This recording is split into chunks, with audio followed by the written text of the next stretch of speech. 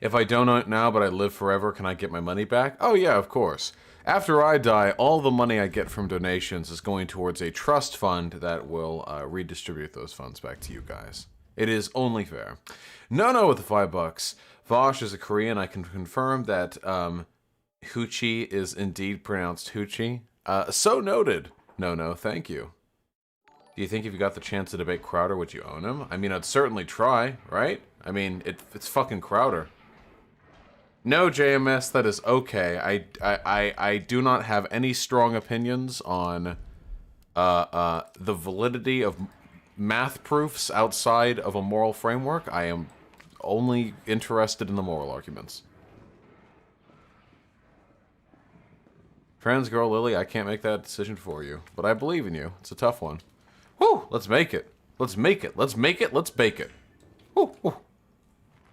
Brrr.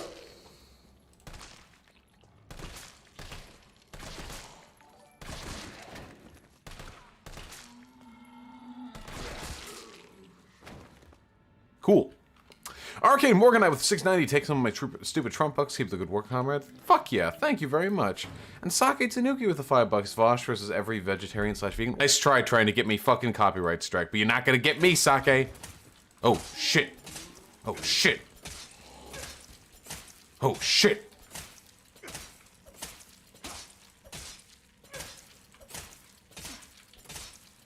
Oh shit.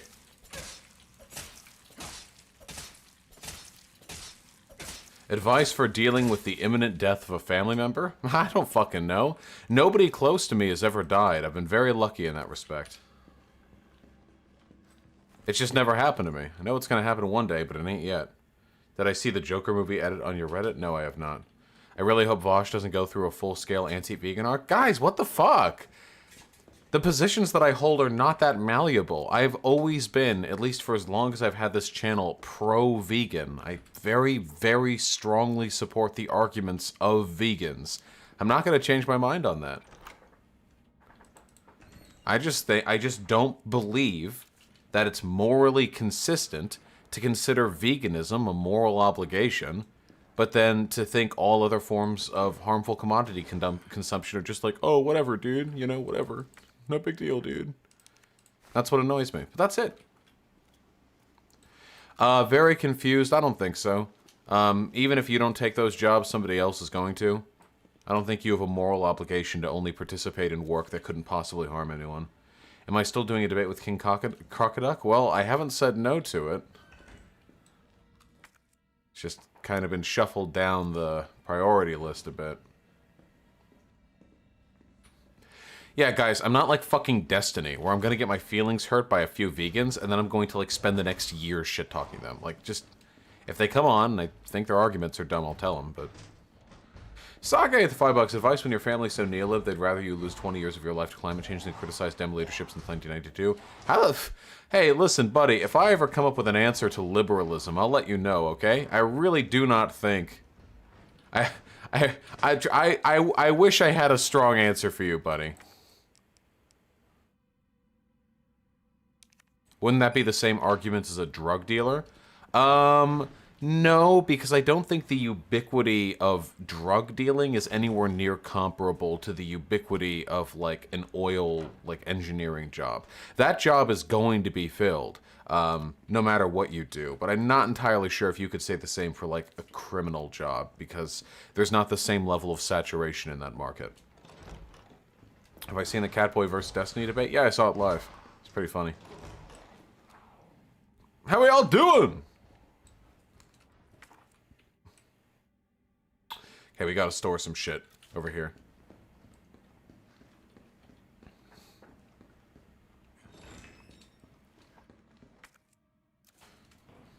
I do, of course, believe in legalizing all drugs, but I still think that at this moment, drug dealers should be arrested. I think that's pretty reasonable. Like, in a vacuum, the distribution of drugs isn't necessarily a bad thing, but in practice, drug dealers are like vicious predators who will target people. All drugs? No. I mean like certain types of drugs. Like in practice, like drug dealers are like vicious fucking predators. Like people who sell like market like meth and shit and like opium. Yeah, like these people like. Listen, they're bad boys, okay? They're bad boys, all right? We don't need this. We don't need that many healing items on us at once. We can probably shelf that. We can drop that. Tape player. Cool. Yeah, Kabocha, yeah, you can make an argument, like, get the higher-ups or whatever. I just mean, like, I don't think, like, we should just, like, free pass for all of that. I don't like drugs, generally. I've always been fairly anti-drug. Not morally, but, like, pragmatically. Flamenco bringing you up in the Catboy debate was so fucking shameless and embarrassing. Oh shit, hey Gayfesh. Yeah. Flamenco is so fucking, like, obsessed, dude. It's crazy. Guys, I don't know if you guys saw that, but in the debate that Destiny had with the Catboy shit. Okay, this is... I'll give Destiny credit for this one thing, okay? Everyone, get ready for the setup, okay? You're gonna learn what happened, alright? Are you ready? Are you ready to learn? I'm about to explain to you, okay? Get ready, alright? Are you ready? Good. Get ready. Here's what happened. So...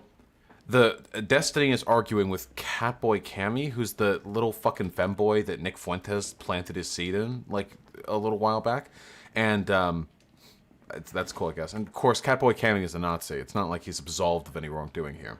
And, meanwhile, through this discussion, the hosts of this discussion let Flamenco on. And Flamenco came on to, and he said, he was like, hey, Destiny, you know this guy named Vaush, right? Well, somebody said that he, tried to dox me by paying someone $250 for my Discord logs. Or some crazy shit like that. Like, the accusation was that I gave another human being $250 of my real human money so I could learn more about flamenco. Okay, sure. God, it reminds me of, like, dejected ex-girlfriends, like, desperately trying to, like, find out if you're, like, Facebook stalking them. Because they need to know that you still, like, care about them, you know? So this is... So to Destiny's credit, so Flamenco was like, so anyway, you know Vaush, and you've known him for a while, so, yeah, I'm just asking, like, is that something you think he would do? And I was, with how spiteful Destiny has been lately, I fully expected, because he's gone full horseshoe theory. He's like, far left is just like the far right. Like, Destiny has, like, really gone off in it, you know? I fully expected Destiny to say something like, oh, yeah, well, I don't really know. Vaush, those crazy commies, you know, who knows what they're going to do, right? He does say he hates you, or something like that, or like he would, like, implicate this drama or something. But to Destiny's credit, he did say, and, you know, credit where credit is due, he said, like, no, that's crazy, that doesn't sound like anything Vaush should ever do, I don't know why he would care about you. That sounds like some insane bullshit somebody made up. I have never heard anything to substantiate, like, anything remotely related to that. And then he said he hated me, which means that he would have no reason to lie for my favor. But, for what it's worth, glad he didn't needlessly perpetuate some dumb fuck rumor.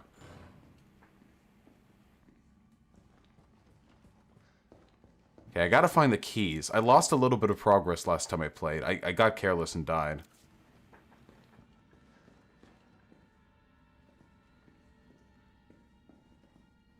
Well, Squires, that's just a problem with arguing with family members, right? Especially parents. They can always just, like, drop you. Wait, he said he hated you? Yes, he did.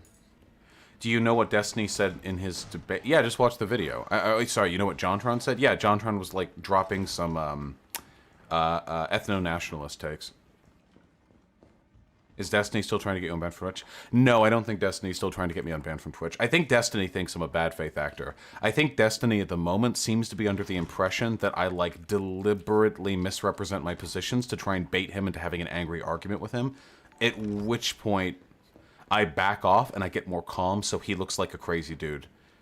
Which is not what I do, but he seems to think that I do that, so... I would appreciate it if you thank the guy that informed you about this. D. Pico, are you involved in this? What the fuck do you have to do with that rumor?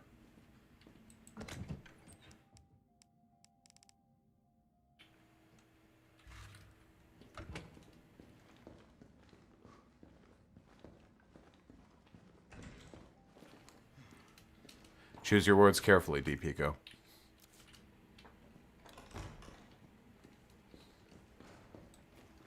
Oh yeah, I killed this guy. Conciliator with $5. Got my Trump bucks back, so you get 0.41666. Thank you, comrade. Very evil. I appreciate it. I sent you the clip on Twitter. Oh, I didn't see anything on Twitter, D. Pico. I don't know what you're referring to there. Oh, shit. Oh, man. Jesus. Y'all are gonna make me go to reading donos real quick, aren't you?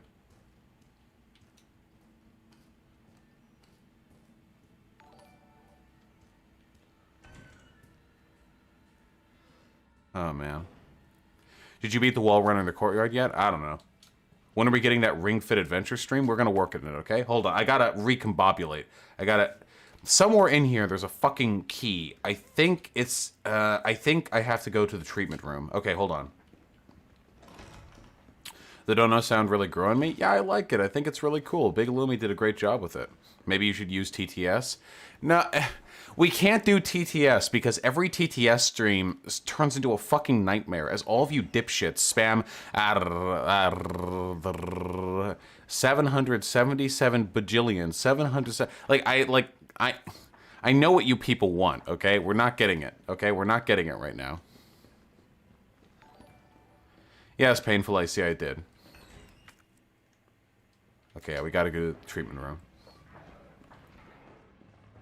You make too much money?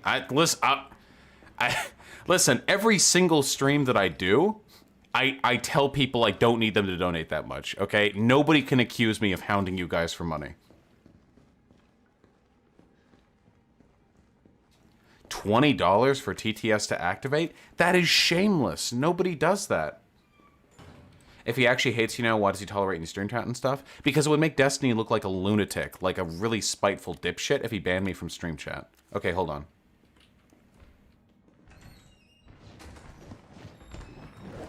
We say Matt. Fuck! Oh wait, got them! I heard the splatter noise. Okay.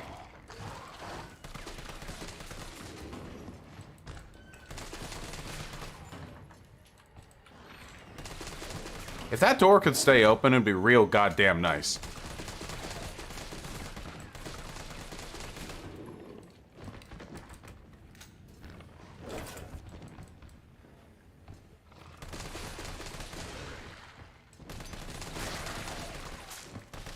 Dude!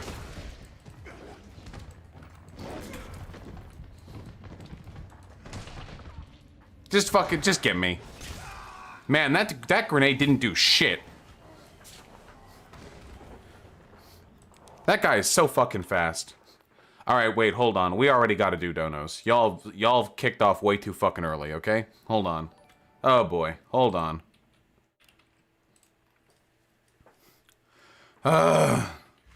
Alright. God help me. I found that video so bad. Well, Destiny is not going to be as good at video commentary as I am because I literally, like, do it all the time for my job. Like, so I obviously have more practice. Is Destiny's content actually worth watching? I think that his debate content tends to be pretty reliably decent as long as he's debating right-wingers, and if he's debating left-wingers, it's just frustrating. Is that my bias? Probably, but, you know. What are you gonna do, right? We're all biased. Have I read Fahrenheit 451? Yeah, of course. That's like some high school English class stuff, right?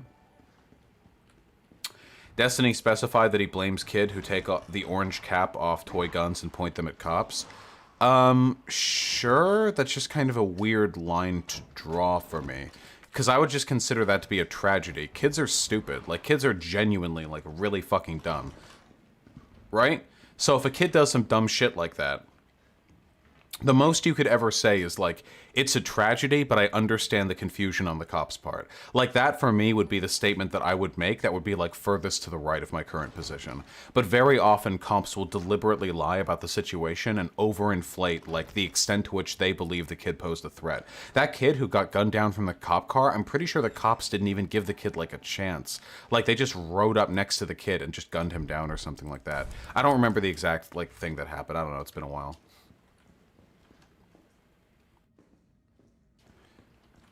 true trans girl, Lily. Our candy, I'm afraid it'll have to wait. But I believe you. That's not true. Stuff like that happens in seconds. Well, isn't that what I just said? That can happen really, really quickly. La Caligula, that is a lot of words, and I am operating at like half IQ right now. But we love our half IQ streams, don't we, folks? You don't mind the fact that right now my headache has reduced me to the general level of intelligence as a 6th grader? No biggie. My pleasure, CM Steak. Yes, I did Dream Express. Cuban Commie, I'm glad to see people are migrating to BitChute because they'll get less money and attention there. I fucking love half IQ streams. Me goddamn too. Me goddamn too. Anyway, let's not shit talk Destiny too much. People will interpret it as me baiting, which I'm really genuinely trying not to do. Yeah, Schlummy, I saw that. It was pretty stupid. I commented on this last stream, but Destiny argued with a Nazi, and when the Nazi was like, we should kick out all the black people, Destiny was like, that's stupid because there's no way it would pass through Congress. Like, is that really the road we want to go down? Like, are we supposed to wait for that to be congressionally viable, and then you'll have to have, like, the moral argument? It's just really, really weird. That's just a really strange thing. Like, if someone came up to me and they were like, yeah, blacks are inferior and, you know, we should deport all of them. And my response was, well, there's no point in talking about that because it wouldn't pass through Congress. Like, that is a very strange response to me.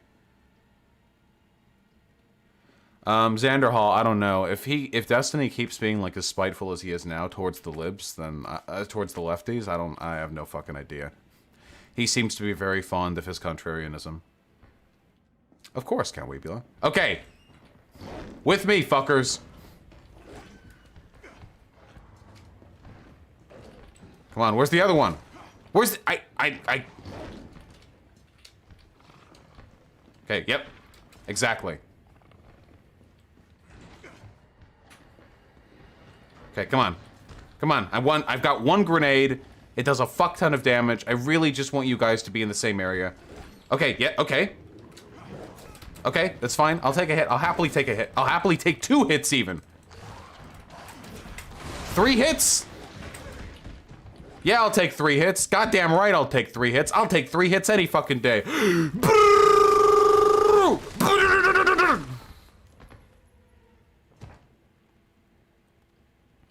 Yeah. Yeah, I'll take it.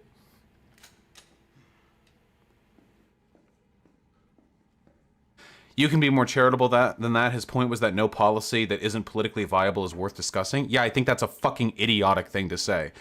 Like, 90% of the shit that Trump has been pushing for over his presidency wasn't politically viable until Trump came in. The only limiting political discussion, especially ethical discussions, to what is currently electorally viable is actually like mind-numbingly stupid to me. Like it's insane to me how stupid that is. Like what do we say? Like a Nazi comes on Destiny stream and they're like, I think we should genocide all non-whites. And then Destiny responds with, huh, how are you gonna pay for it? Where are you gonna get the money for that? That's right. Budget's too tight this year. Like, okay.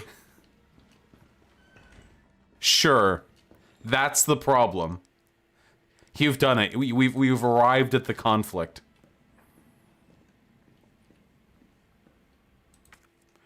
Didn't I have keys?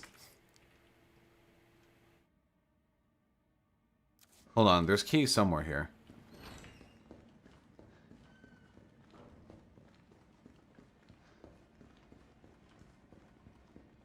Should we as leftists support Cal exit? No. It's fucking stupid.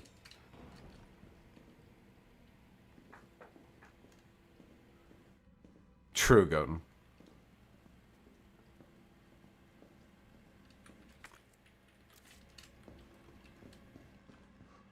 That's what I can't stand about Nazis. They just don't realize their crazy policies are too expensive for the 2020 financial... Hey, chill. Chill. Ooh!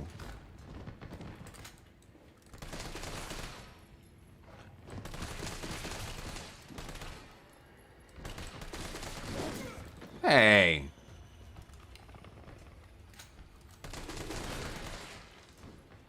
So what you're saying is Destiny would be okay with genocide if it could be paid for? No, I don't think Destiny would be okay with genocide if it could be paid for. I think that Destiny is just so fed up with having discussions with, like, radicals that he just doesn't even want to entertain conversations. What?! Okay, I didn't think my health was quite that low, but alright. Now we gotta kill those other two again. Shit. What about a West Coast exit? I don't want it. No. What, so we can let the federal government be untethered from any Democratic votes and just be Republican forever? And then we get all nuked? No.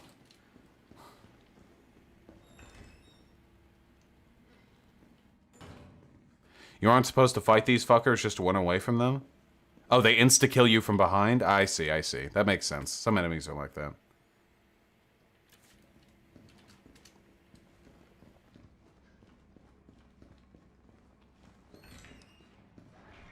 What do you think of the Chapo Trap House subreddit? It used to be my favorite subreddit, but now I think everyone in there is a fucking lunatic. Chapo Trap House as a subreddit has been the one subreddit most consistently negative about me. There's a crazy boomer lady in your comment section who I'm trying to get to debate you. What do you mean comment section? Do you mean like my YouTube video comment section or my YouTube chat?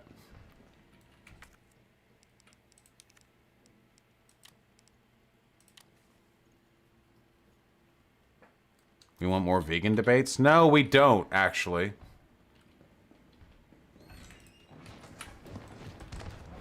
Get it! That's a good hit!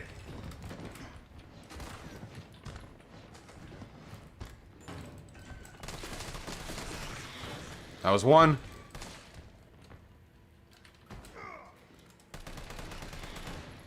Got him.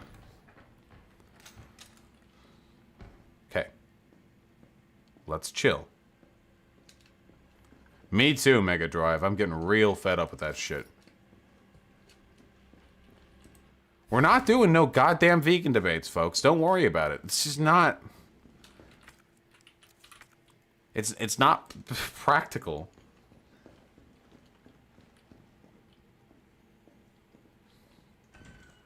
Funny rhetorician, I don't know. Those people just sound like crazy and like super emotionally compromised to me. Does it hurt your mental health to see so many bad takes? Not really. I'm pretty used to just seeing people say dumb shit all the time. Yeah, look at that, Xander Hall. I guess the conspiracy don't run that deep. Do you support abolishing the Electoral College? Yes. Did you get your stimulus money today? I don't know. Ain't checked the mail.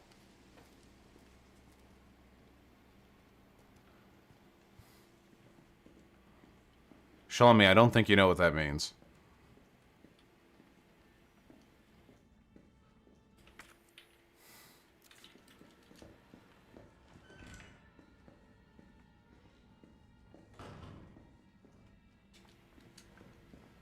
The gender organ grows in at around 12 or 13. Got to be very careful with that business.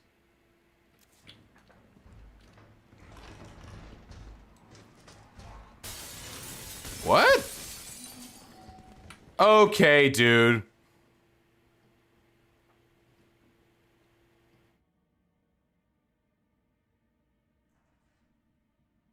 Well, I guess I'll just shoot him.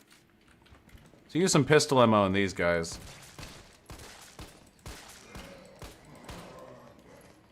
Or, alternatively...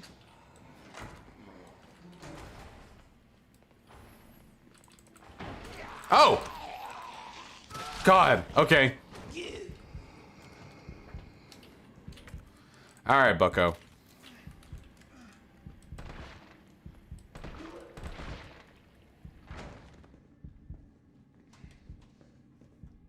Would you debate my friend? He's got a PhD in sociology and some spicy takes. I don't want to just debate random folk at the moment. I'm already very overburdened with debates.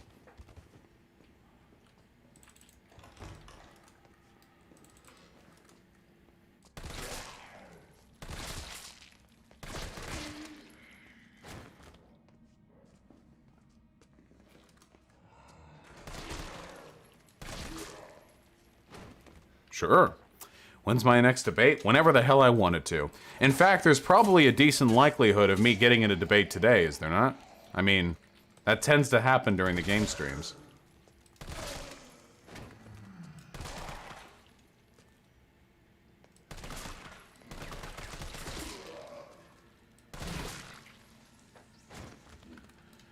What happened to Social Construct Gang? What?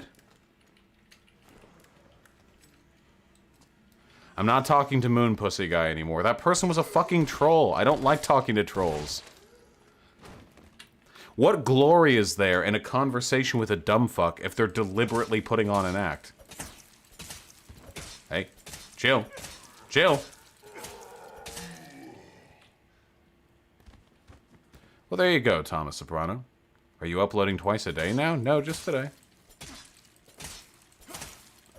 Bongo Clown, I would quit this job, or at least do it very differently, if I found that I could no longer do video game streams. Like, these are important to me. I like doing them. They make me happy. Where's that damn key? I know that shit's around here somewhere. Hey, the Surfs TV, aka Lance, I assume. I have no idea who the other member of your gang is. How did you get a headache? What kind of stupid fucking question is that? What the fuck? Why would you ask me that? How did I get a head? What do you mean? Could you please explain the difference between gender and gender identity to me? Gender identity is what it sounds like. It literally just means... It literally just means the gender you identify as. Like, that's it. It's just a means of self-identification. It doesn't...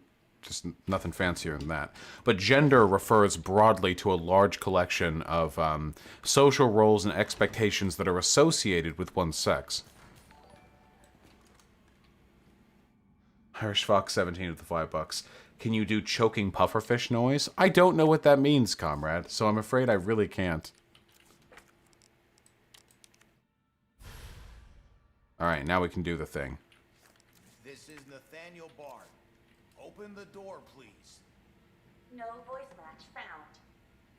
What? All I wanted to know was what the documents were doing in your office in the first place. Who do you think you're talking to? I'm goddamn Nathaniel Bard. I'm the best biologist you'll ever meet, you bedpan-changing waste of a nursing degree. Of course I have connections higher up. Of course the military consults with me on projects beyond your comprehension. So that guy kind of seems like a dick, to be honest. Thank you. Nah, funny rhetorician. I don't really like schedules that much. I like being spontaneous, kind of. But it might be something I'd change in the future. Bard. Tyrell. Bard's dead. He's been shot. Shit. And the vaccine? I'm looking. I'm looking. There's gotta be a computer, right? How poetic, covered in blood.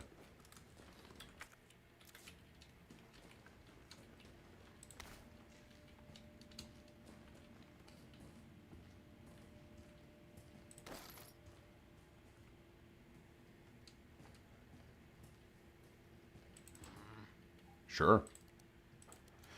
Email, reply, cool, ladies, alright. This is VRC Chief Nathaniel Bard. What exactly is autism? Autism is the name of a worm that rests in your brain on the lobe that helps you make good social decisions. And it weighs on it and it impedes your ability. The surgery to remove the autism worm is highly risky, but if done, it can substantially improve your ability to, you know, navigate social conundrums. The release of a biological weapon known as the T-virus. My employer, the Umbrella Corporation... I don't care about any of this. The story in these games is stupid as fuck. I don't care. Cool. Whatever. We get it. Umbrella evil. We get it. Super cool. Super smart. Is it here?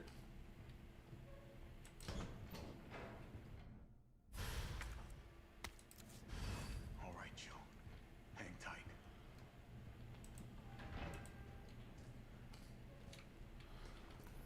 I still ain't got the fucking key. Good. I'm headed your way. Be careful. Careful? Have you seen this town? It'll be a fucking miracle if I get there in one piece. Ah! That was a joke. My yelling was a joke there. It was a troll. I wasn't surprised at all. And if you were, honestly, I'm embarrassed for you. You get scared by these little baby games? Hey, whoa, whoa, whoa.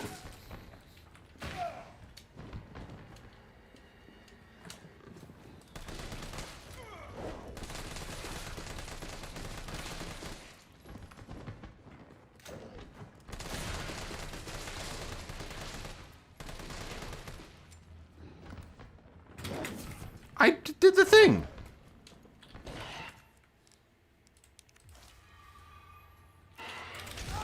What?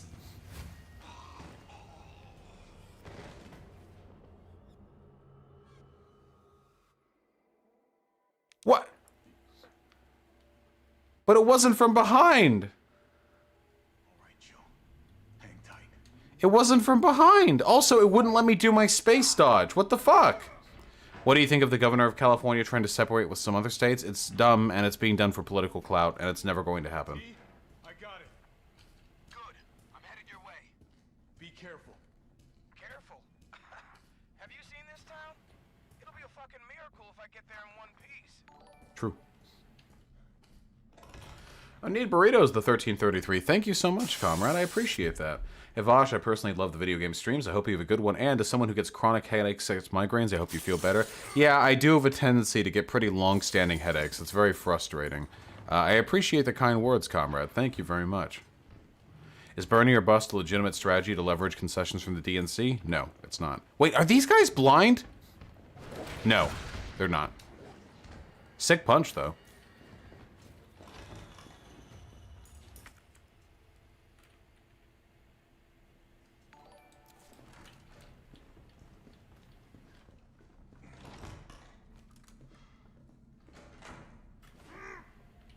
Oh, wait, yeah, I don't have a dodge. I have a punch. That's stupid.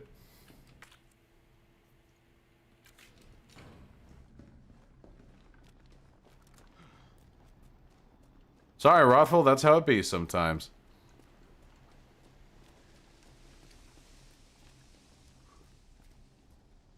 Did it follow me?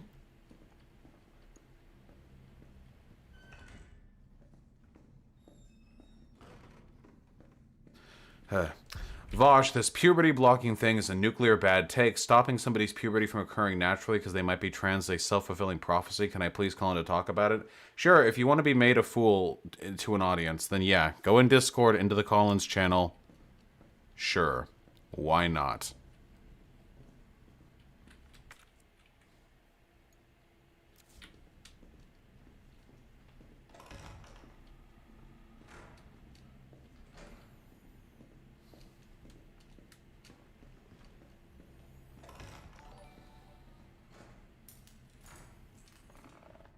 Duckless, that is very true. That is very goddamn true. Hey, what's up, my dude? Yeah, cool, cool. Cool, yeah, no, cool, cool.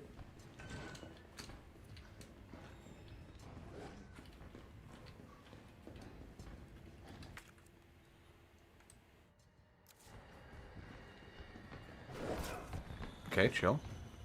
Isn't it dangerous to block puberty? No.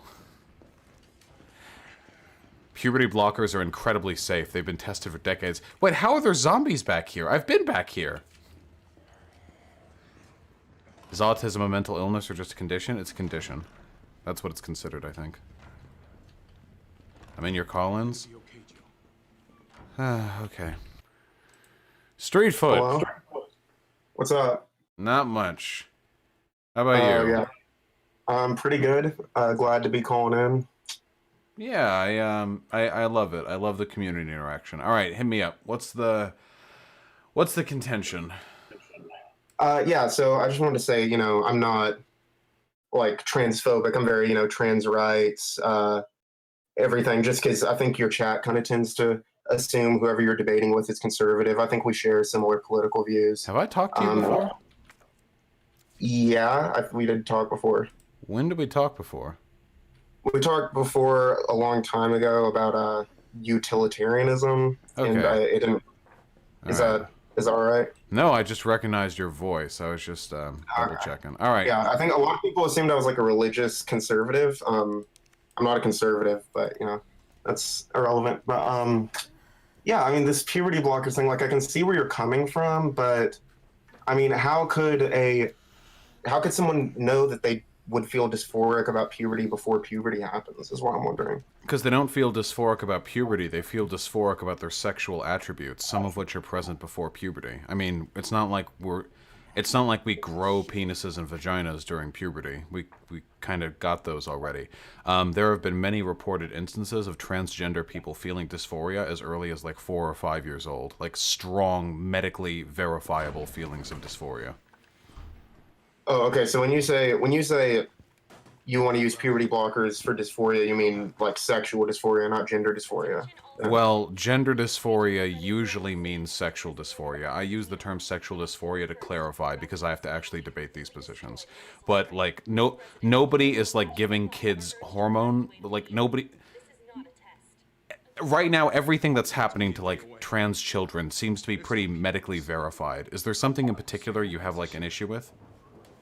Well, yeah, I thought you were saying that gender is basically someone starts to feel dysphoric about like their social role and their gender identity, and then the idea is that going through puberty for their sex is going to make them feel uncomfortable. In terms of their personal because that wouldn't make any sense if that was your idea. Like if they were uncomfortable about having a penis, then obviously it goes to show that, you know, if they start growing a bunch of body hair and stuff, I think it's a safe bet that they're gonna not like that. But if it's just like I want to wear dresses or stuff that's considered quote unquote feminine, even though I don't like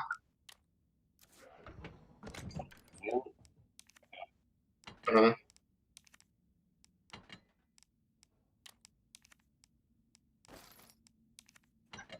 Right.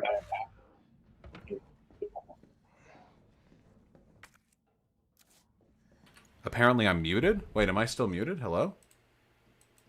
Okay, I don't know how I hit a mute button.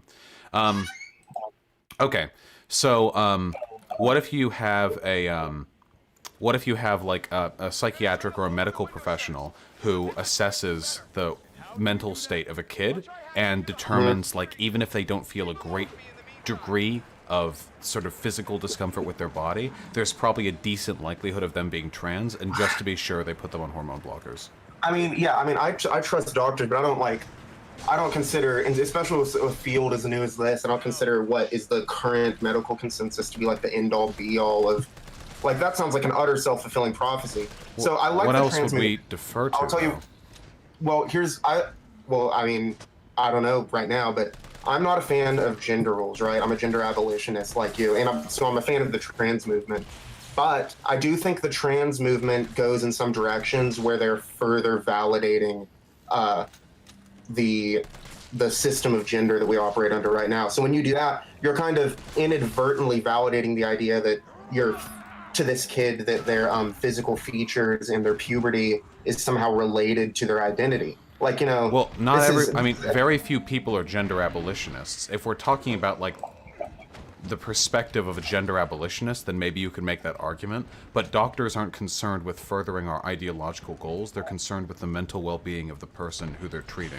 So I don't think our political ascription should be. Well, that's a pretty bad thing in that case, right? Like, gender abolition is the ultimate goal. Like, to me, like trans rights, well, obviously rights, but like trans ideology without gender abolitionism in the current day America is not at that much of a benefit, I see. Wait, no, wait. Yeah, it absolutely is. Trans ideology, like gender constructionist theory, is incredibly helpful to people. It helps us understand A, that the social roles that are placed in us are just those social roles. B, it gives like life purpose and like a chance of like well-being towards transgender people. Like it's not like an all or nothing thing. I believe in well-being towards trans. Well, can we agree that no one would want to be in an ideal world. No one would want to be transgender because either the characteristics applied to each gender would be so irrelevant that there would be no emotional well-being to be gained by switching categories, or there wouldn't even be genders, right? Like that would be the like when you say so without gender abolitionism, transgender ideology does not promote the idea that there's not characteristics applied to gender without gender abolitionism, right? Well, no. Gender abolitionism is prescriptive. Gender abolitionism makes the argument that the world would be a better place if there were no gender roles, like, period.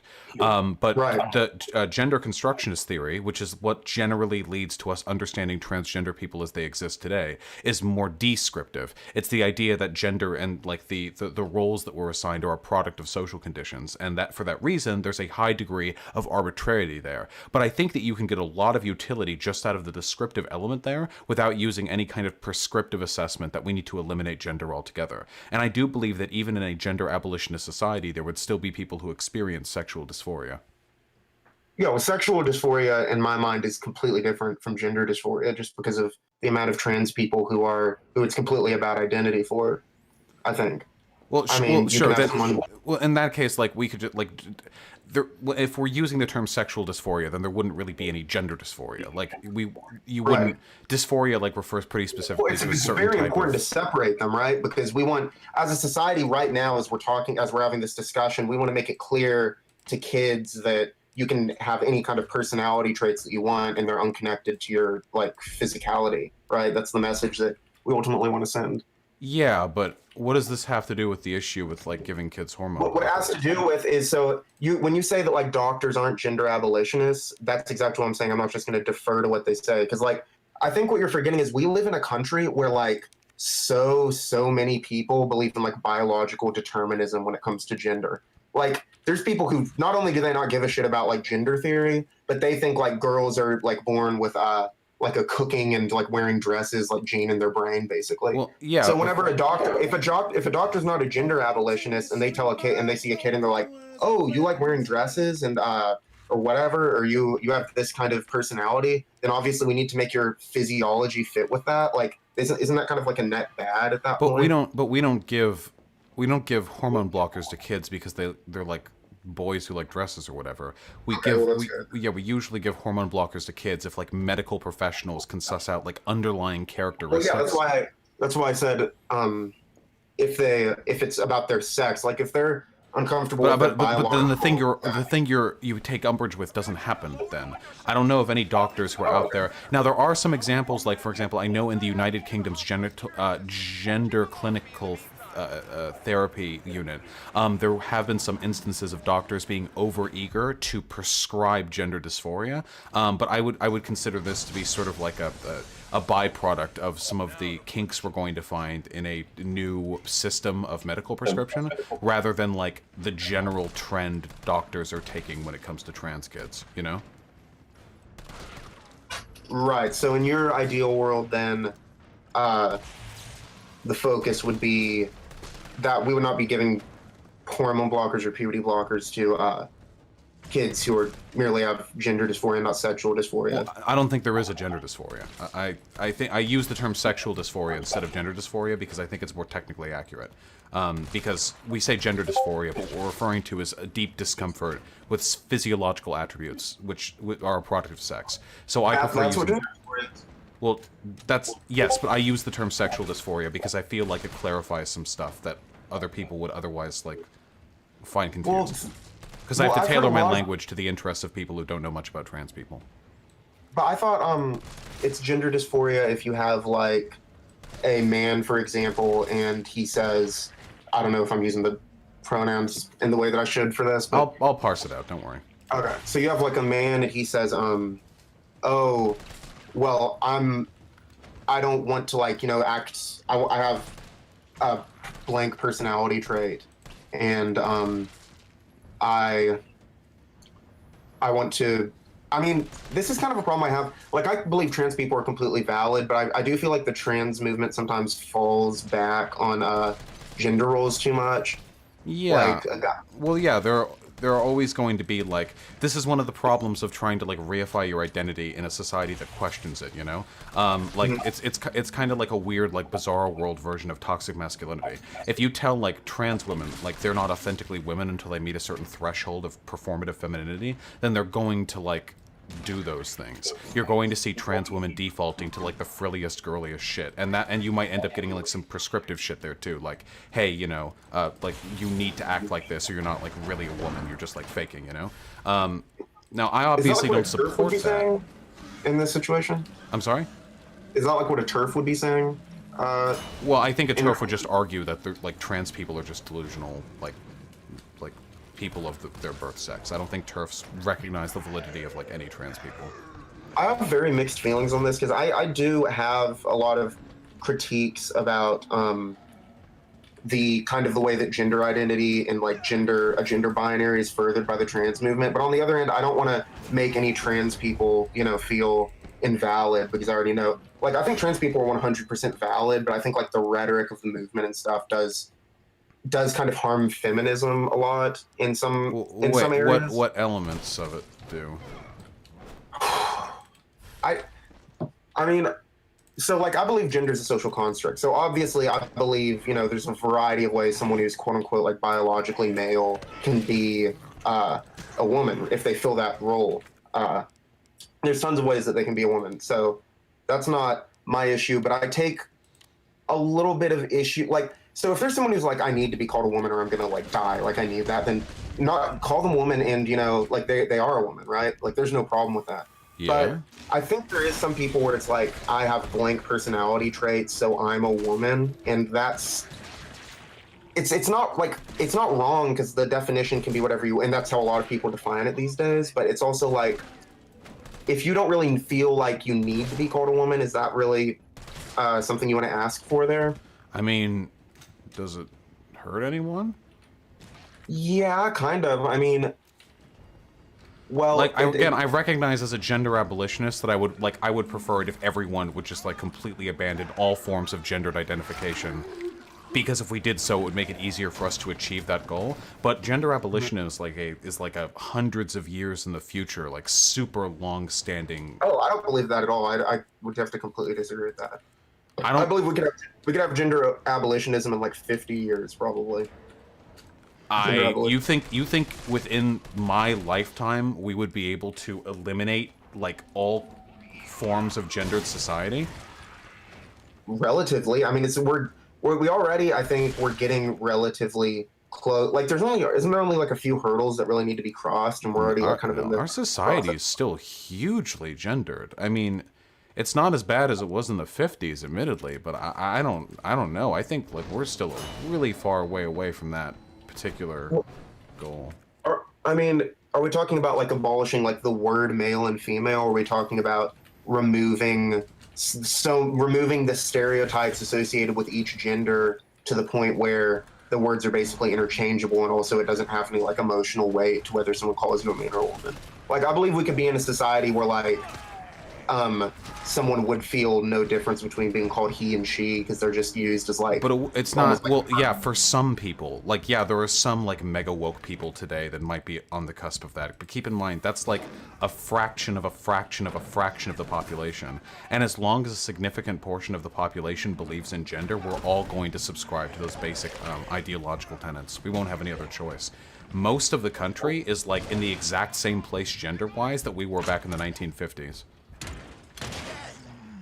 Yeah, maybe you've got a good point just in terms of how far back some places in the United States are. But I mean, in terms of like getting rid of the stereotypes associated with gender, considering how much ground we've covered since the 50s, I think we could get to a point where people don't assume personality traits based on like what your gender is, which is, I consider that to be the same thing as gender abolitionism. Yeah, but we're nowhere near that. Even relatively woke people still ascribe gendered characteristics like to people depending on their sex.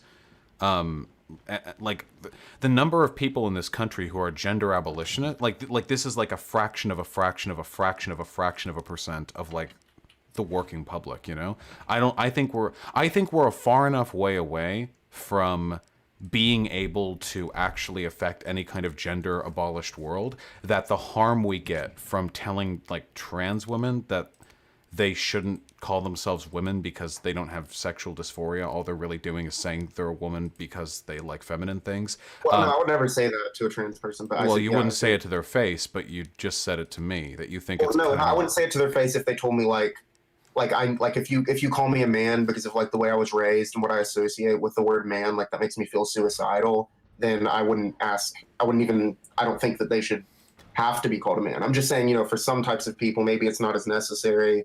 Maybe wait, that's kind of like a weasel word, right? Because you saying like that's not necessary, like that's basically the same language. Well, I'm saying I don't really know what to say in terms of that. Like, if there was a person who were to say that, you know, they more had the characteristics, and then the term woman was more something that was secondary to them, then obviously I'd say, well, if it's secondary to you and it's not really that important to you, then don't, right? I mean, that's different from saying all trans people should not use the word woman because it's like furthers gender stereotypes. Yeah, sure, but if a person wants to call themselves a woman and you're there to say like, hey, don't, because I'm a gender abolitionist and I don't like the fact that you're essentializing your socialized characteristics, you're still kind of doing the same thing, aren't you? How so? Because you're still like fundamentally, like it's still important to them that they be referred to as a woman, and you're still kind of invalidating that by arguing that they're like harming the greater goal of delegitimizing gendered characteristics, you know? Well, I don't quite understand the logic of, at that point, so for this person, it's not like something that's so essential to their identity that, you know, their life hinges on it. So at that point, but you can't really tell that, can you? Well, why are they a woman at that point? Why would they not be a woman if they don't care like either way? But they wouldn't not be a woman or be a woman. But then, like, why go with woman at that? Then point why not for this fictional person? Why not? But at that point, they want to, right? I mean, that's why they would. Well, the reason why not would be because if someone tells me I'm a woman because like that is so core to my identity that I would die if, you know, I'm not seen as a woman. I don't think you need to be on the brink of suicide for you to be like want to have your gender. Well, what is this? So what is this very specific person, which I'm sure there's people like this? What answer do you think they give me if I ask them why are you a woman? What would they say to me? I think it depends on the person, right? I mean, that's a really personal question. Well, it's gonna have to be. I want to be really careful here because I know this is a very touchy issue, and I really just, you know, want people to be doing well, but that's also why I'm talking about this. Mm-hmm. I feel like their answer is going to be something sexist, no matter what, right? What? What do you identify as? Male. Why? I identify as male because everyone identifies male because everyone who's ever met me has called me a male, and I don't care when they do that. Wait, so if you don't care, why not just go like as an NB? Like, why are you reifying the social normalization of your identity as male just because it's the social default? Don't you think if you were to achieve your own goals, it would be best for you to bite the bullet and like? Well, I think more the point is that I've never told anyone, and obviously coming from a cis guy, this is not a big accomplishment, but I've never told anyone what to call me. Right. Well, how does that matter? I mean, you kind of just have. I just asked you what you identified as. Well, yeah. I've never been in an interaction with someone, and I don't really see the comparison like between we're talking about someone who is going around and then maybe someone calls them a man because they confuse them for the gender they don't identify and they don't care. But then, you know, for themselves, they just say, call me a woman. That's what I'm talking about. Okay, well, what's wrong with that, though? Well, what's wrong with that is if I ask them why, I feel like they're going to say like I didn't say a personality trait when you asked me what my gender is. But you did something kind of worse, though.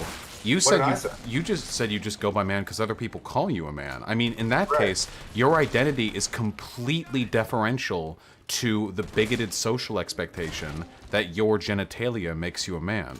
So you've actually kind My of identity. I don't associate my own identity with my gender at all. yeah, but Like but if you I just went, explained to me why you like think of yourself as a man. Like I really I don't think of myself when I think of myself. I don't think like man first and foremost. I think of myself like you can call me. I don't really use gender roles in that way. but yeah, but I asked you like why you go as a man, and your answer was because other people say you do, basically, which is exactly the same type of like lazy deference to social expectations that you said you didn't like the idea of a trans woman doing. No. Yeah, I guess I'm trying to understand what you're like. Kind of more what I'm saying is like taking the active role in it. Like when ContraPoints, I don't know if you remember when ContraPoints got kicked off of Twitter. She was like okay, so here's what I'm wondering. I know that the trans movement like couldn't have been this, but like because people have different needs. But like just fictionally, like in a fictionalized type of world, I wonder how people would have reacted to a movement of just men kind of defying gender expectations, if that makes any sense. Like Well, I mean, weren't they called like metrosexuals or like because that was the term originally, like metropolitan man. Like you made fun of them because they had like nice long hair, or they would have like ear piercings or something. Like that was kind of that, no? Yeah, I'm not really super familiar with the metrosexual thing. I mean, what would be my option? What would for you? What could I do to be more I don't really understand. Like what am I doing that would be more legitimate to my beliefs about gender? Your argument, the problem I have is that your argument at its basic level, like if we strip it down from the sort of immaterial conditions, is you believe you don't like the idea of people who don't have sexual dysphoria identifying as a gender other than that which they were assigned at birth, because to do so is to give credence to like the sort of social expectations concerning that gender. But then what you said to me is that you generally go by man because that's what other people like refer to you as, and it doesn't bother you, which is a deference to the exact same. If I had any inclination to feel like a feminine gender role and had an inclination to I think the difference is if I wanted to I don't. This is also my problem. Like I don't know how these things exactly relate to gender. I'm not trying to be like bad faith here, but like if I were to, I don't know, like if I started like painting my nails or something, or like wearing makeup, trying to think of like feminine things, like at that point, well, I don't know, maybe this isn't a great argument because I can't really imagine what it's like to have dysphoria, but if I wanted to do that, then I would let people call me whatever they wanted, just like the way they do now. That's what I'm kind of saying. I want to defer so I believe there's a difference between like action and language.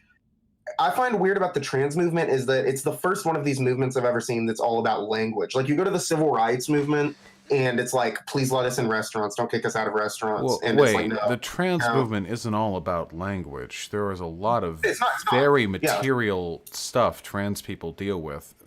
Yeah, it's 100%. Of course they deal with tons of material stuff, and I don't think what I'm talking about would solve things like trans panic or like violence against the trans community at all. And also, I just want to say my problem, it's actually not very much with the idea of identifying as female isn't what my problem is. My problem is more with just kind of like the strict focus on enforcing language so heavily, which is something I have a problem with in society in general. I find it weird how many movements on the quote unquote, like on the left right now, revolve around language instead of like material.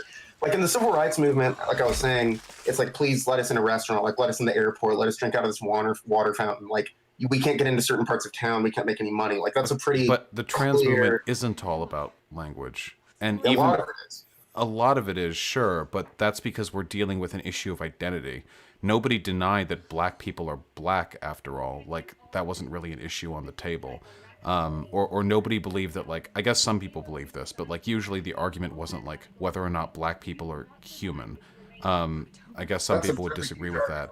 But the language we use is indicative of like some really broad like understandings we have concerning people's general identities. And with regards to trans people, pretty much all of their ability to be treated decently as human beings flows downstream of recognizing them as the gender they identify as. So you have to start there, right? But I don't think that trivializes the movement. I don't think that makes it any less imperative. Well, I mean, yeah, it doesn't. I just find it a little. It's kind of like what ContraPoint said about like the thing of going into a bar in the South and just having kind of people decide of their own fruition to call you trans, as opposed to like going to like, you know, a woke book club and having everyone go around and like say what their pronouns are. Yeah, but I'm not advocating for that. If people were to go around like do their pronoun runabout, then that's fine and dandy. But I thought we were talking about like the trans movement in general, and I'm still not entirely sure if I understand what your concerns are with the way in which this is being handled.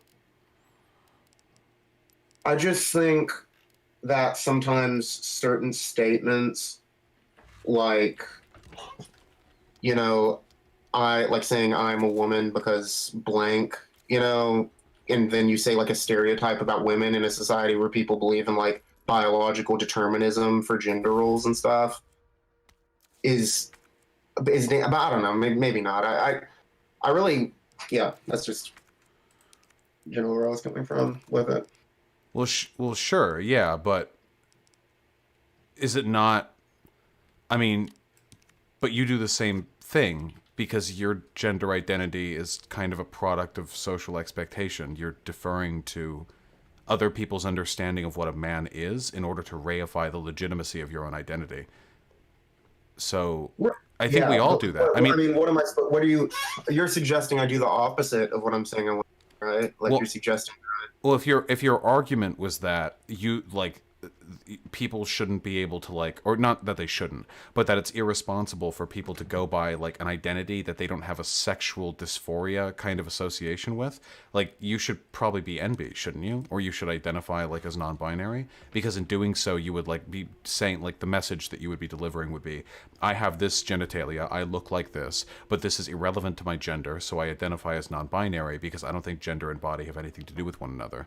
Like, I'm a gender abolitionist, but I still identify as... Can non-binary people be called male? I guess if male pronouns? If you're referring to sex, I guess, but like I wouldn't like. I guess if you wanted to use the term like male-bodied, but it'd be up to like their comfort level, I guess. Okay, well, then I mean, yeah, I'm non-binary. Sure, I'll say I'm non-binary. Like that doesn't make a difference to me. What I'm saying is I'm not going to take action about like what people like the language that people use whenever they refer to me. Yeah, just like, other people care more about that stuff, like trans people, because they've been shit on their whole life for, you know, stuff surrounding these issues. Like, I'm a gender abolitionist, and I've been one for a while too, but I identify as a man pretty concretely. If people ask me, like, I'll tell them. I don't care that much, like, it's not like a huge part of my personal identity, but I recognize that I was born into this society, and my understanding of what men and women are subject to biases that have been ingrained, you know, that have been ingrained in my mind. And I think that it's okay for people to indulge in identities that make them feel good or make them feel comfortable in their skin, as long as, you know, sort of collectively we sort of broadly agree, like, hey, we're all playing this game, but it's a little dumb, right? Yeah, that's all. I mean, I think me and you, you know, basically agree on it. For the most part, I was just kind of saying, I mean, if you know, if someone is male and they identify as male and then they kind of just passively allow themselves to be called male, I don't think that that's different than like someone is like, you know, wearing a certain thing or something and someone calls them male and they're like, no, I'm female. Like what I was trying to say is like, you know, male, non-binary, you know, whichever one, like, if whatever someone calls me, like, I don't care. I'm not going to, like, fight with them about it. But because I don't really give any credence to gender, so it doesn't bother me. Like, I see what you're saying. Do you think it's bad for people to care? I don't think it's bad for... I think like, the gendered nature of our society has done, like, a massive amount of damage to people. Like, including myself and tons of people I know. You know, people in my family. It's kind of been shocking me recently. So I can imagine that someone has been, you know... someone has had such a certain experience with it that they care a lot, and I completely respect that. But I think, you know, I'm talking about more people who don't care as much. And then I'm saying, so then in that statement, you're taking an Who are active you role to in gatekeep that, though? I think I can kind of make my point a little clearer here because I kind of lost the thread of it now. I think I've. So if I'm, if I identify as a man and someone comes to me and they say, like you're a girl, or they say you're a man and I don't take a role in it and I don't say anything, then I'm not taking a role in enforcing gender, I don't think. Like, what am I supposed to say? No, I'm a woman? Like, I don't care. It's just like a linguistic tool. Well, wait. But why did they call you a man? I don't know, because my phenotypes, but... Yeah, well, I mean, yeah, but if they call you a man because of your phenotypical traits and you agree with them by accepting that identity, you are accepting and broadcasting the biases that led to that assumption to begin with, you know? So what should I say? What should I say to them? No, I'm not a man. I'm a... Yeah, Like if you wanted to be consistent here in your belief that you should not, unless you have a very, very strong emotional attachment to your gender identity, like associate with the gender, then you should probably go as non-binary, right? My belief is people care too much about words. I think it would be hypocritical for me to say, no, use the wrong word. I mean, look, I think what you're saying is... Wait, do you think trans people care too much about words? I think they care as much as... I think trans people care as much as the society they've been forced into cares about words. But I'm just saying, if you have a decision about it, like, and you identify as a woman and someone, like, calls you a man... You say you're a woman and you prefer to be called she, and then some people call you a woman, and every once in a while you meet someone who calls you a man. It's like... When you have to actively take that role and say, no, I am a woman, and I don't fucking think the word woman means anything personally. It means nothing to me in a real sense. And if you say, no, I'm a woman, and they ask why, and then any answer you give is going to be a sexist stereotype. Well, the proper answer would just be because I identify as a woman. Like, I don't think usually, like, trans women come up against, like, bigots, and the bigot is like, you're not a woman, and the trans woman responds, yes, I am, look at my dress and makeup. Usually the trans woman, like, at least with gender constructionist theory, will argue that they are because they identify as it. Or actually, more likely, they just won't argue at all because transphobes aren't usually, like, prone to being argued with. But I don't think, like, do you have an issue with, like, trans women, like, affirming their identity through language? Well,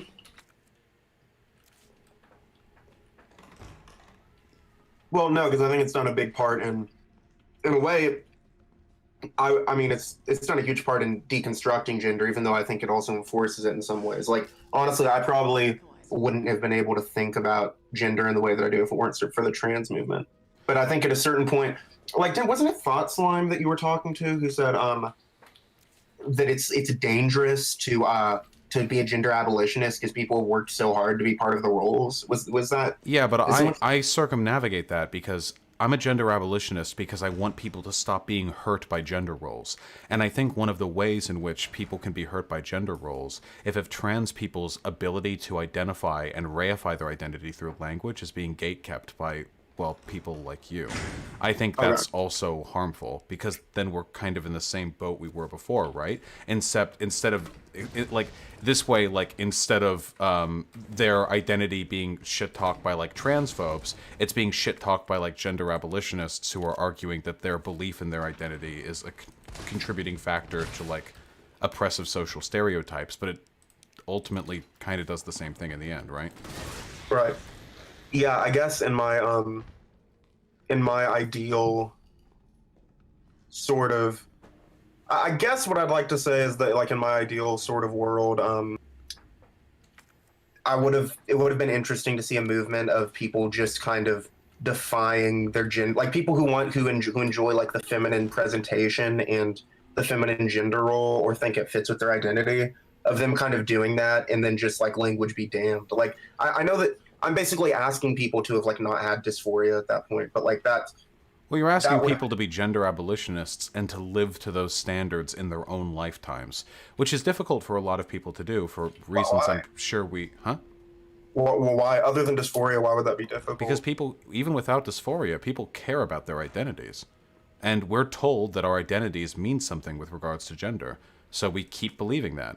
it's the same reason that people care a lot about their nationality or their race or what football team they believe in. You could argue that for some people, a gender identity is a little bit more essential because there can be like a dysphoria component to it. But I think for a lot of people, like even people who don't have that component, we can all understand how important it can be to identify with certain fundamental aspects of our character. But this is all the more important if you're being oppressed along those lines. So I just don't like the idea of like telling a trans woman like, hey, chill out with calling yourself a woman, okay? We've got gender abolitionism to do. It's like I feel like in that instance, I'm doing more harm than good. I'm doing the harm that I was trying to prevent by being a gender abolitionist. You know? Yeah, I think I'd agree. I think mainly really what I'm after is just I'm really glad that you are a gender abolitionist and you bring it up, because I think you're right. Like the trans movement is doing pretty well. I just want to make sure there's kind of a consistent presence of like the idea of gender abolitionism. I don't want that to get lost in the weeds. Like I don't want to live in a society where like 100 years from now the only thing that's changed is now we have transgender, but there's still like a binary gender model. Like that would be a fucking huge disappointment to me. Yeah, I agree. I feel like the trans movement is generally speaking the one fighting against this. TERFs will often say the opposite, that trans people are reaffirming like gender stereotypes. But in reality, I think it's the opposite. There is no group of people on this planet, at least not in the English-speaking world, more committed to deconstructing gender as a set of social obligations than the trans movement.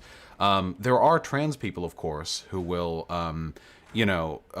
buy into really hard like gender stereotyping as a way of like confirming their identity. But a lot of those people also agree with gender abolitionism. They're just trying to sate their own discomfort in the meantime. I can't tell you how many trans women I've seen on Twitter and in my Discord say like, yeah, fuck gender abolitionism. But hold on, I need this frilly pink dress or I am no longer a woman. And they kind of joke about it because they recognize the hypocrisy, but that's just part of growing up with really shitty social expectations while hoping that in the future you and society at large will be capable of rebuking them. Yeah. Yeah, that seems fair. I guess as far going back to the thing I called in about, if the idea is not to be giving puberty blockers to people who are not transsexual, to use that term, if the idea is, then I don't think we really have a disagreement on that. Oh, I just don't think doctors were ever doing that. Like you, like Yeah, well, I don't like I to my knowledge, like it's not generally a medical trend to like, oh like my son has been listening to like Britney and dancing like in the bathroom and like writing like cute girly font in the fog of the mirror or some shit like that. So okay, like let's put them on gender puberty blockers or whatever. I don't think that tends to happen. It's usually like there are usually like pretty strong signs early on. Yeah, I think. I mean, that lead. just as long as it's not like the kid never brings up their own physicality or their biological or sexual characteristics, and then they say like, I am not a woman, I'm not a woman, and then in that case, I think that would still be very bad. But if it's about sexual characteristics, then I think that that makes pretty good sense. Well, no doctor would ever give puberty blockers to a kid who was concretely saying they were confident in their gender identity. I've never heard of that happening. Oh, okay. But I mean, well, yeah, all I'm saying is as long as it's about their sex and we're just using the term transgender because that's the common parlance or whatever, then yes, I'm okay with it. I mean, yeah, that's pretty much it. What if the kid wasn't demonstrating any of the physiological signs of sexual dysphoria, but the kid was nonetheless very insistent that they would be happier living as a woman, and in speaking with a medical professional, their desire was affirmed to be sincere? If they said that they'd be happier living as a woman, I feel like at that point, my concern would be that this kid. Well, wait. So in this scenario, they're sure that they want to live as a woman. Well, they're 12 years old. They haven't like really gone through puberty yet, or like they're just barely going through puberty so far. Yeah, see, and they're very, very they clearly like want to dress. They want to like the way they present themselves, the way they identify. They want people to call them like she, her, but they don't have any of the physiological signs of gender dysphoria. Like they don't have it, or sexual dysphoria. They don't have like a strong biological discomfort with their physiology. Would you be comfortable in that Right. instance? Oh no, I'd be completely uncomfortable with that because at that point, like we are on like on the cutting edge of this gender stuff as a society right now. Like we're all still figuring out what it means. Like when this like puberty, I mean, we're talking like going into middle school, how we're going to be treating like gender, with these kids. So like puberty might be a time whenever they're deciding like what gender is to them. And also, I don't think your gender identity is tied to your sex. And I think if the assumption is that like we can be so sure that they're going to tie their sexual characteristics to their gender that we might as well just delay their puberty just in case. Yeah, it's just And there's also not much delaying harm. puberty is just like that's no joke. I know you can reverse it, but like going through puberty when you're like 20 is Whoa. not Nobody goes through puberty through 20. Usually, the puberty blockers will hold you off from 12 until like 14 or 15 usually, and then like people by then like completely know whether or not they want to like take the plunge and actually medically transition. But it just seems like the potential harm done by delaying puberty for a little bit really isn't that bad compared to the potential harm done of going through the wrong puberty. As long as the medical professionals beforehand seem confident that's what the kid wants, So you're telling me if a medical professional sees the kid and they're like, yeah, this kid's gonna blockers. This kid seems to like the idea. Very... This kid seems to like being a girl. Like they identify as a girl at 12 or whatever, even though they were born with a penis. They seem really confident in this belief. Maybe we could, put them on puberty blockers for a few years to see if their feelings like harden out a little bit before hardcore taking the plunge one way or another. This practice only makes this practice should not be part of medical, I guess I can totally see the benefits of that, but that should not be a practice that lasts for a long time. That seems like something. What practice? The practice of putting a kid on puberty blockers for that reason. Well, it's usually 2 or 3 years, I think. It's not like a super long time. Yeah, well, I just don't want to. Yeah, I think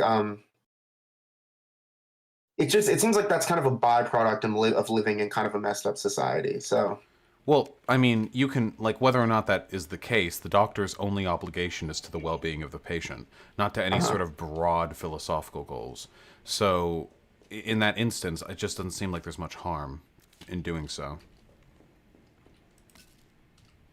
Yeah, I mean, if that's what the research is saying right now, I don't necessarily have a problem with it if we're relatively certain that a kid in that situation would have a problem with that. It seems like the whole thing is kind of very almost cart before the horse, because I'm pretty happy with the way my gender development and my relationship with it turned out, I think. But I can almost imagine myself having been trans, perhaps, if I was born in this current society, and maybe do you think it's possible that putting someone on puberty blockers and stuff might inadvertently kind of cause them dysphoria or kind of make them think there was discomfort that wasn't there in the first place? I haven't seen any medical indication to that, no.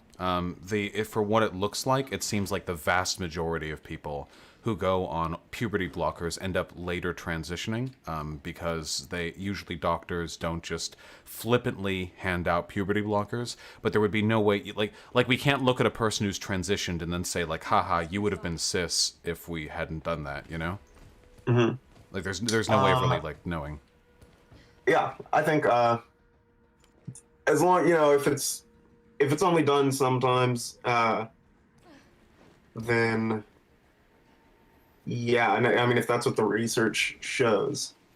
All right. Okay. Then I think we can. I think we're probably in agreement. I mean, would you be willing to agree that ultimately,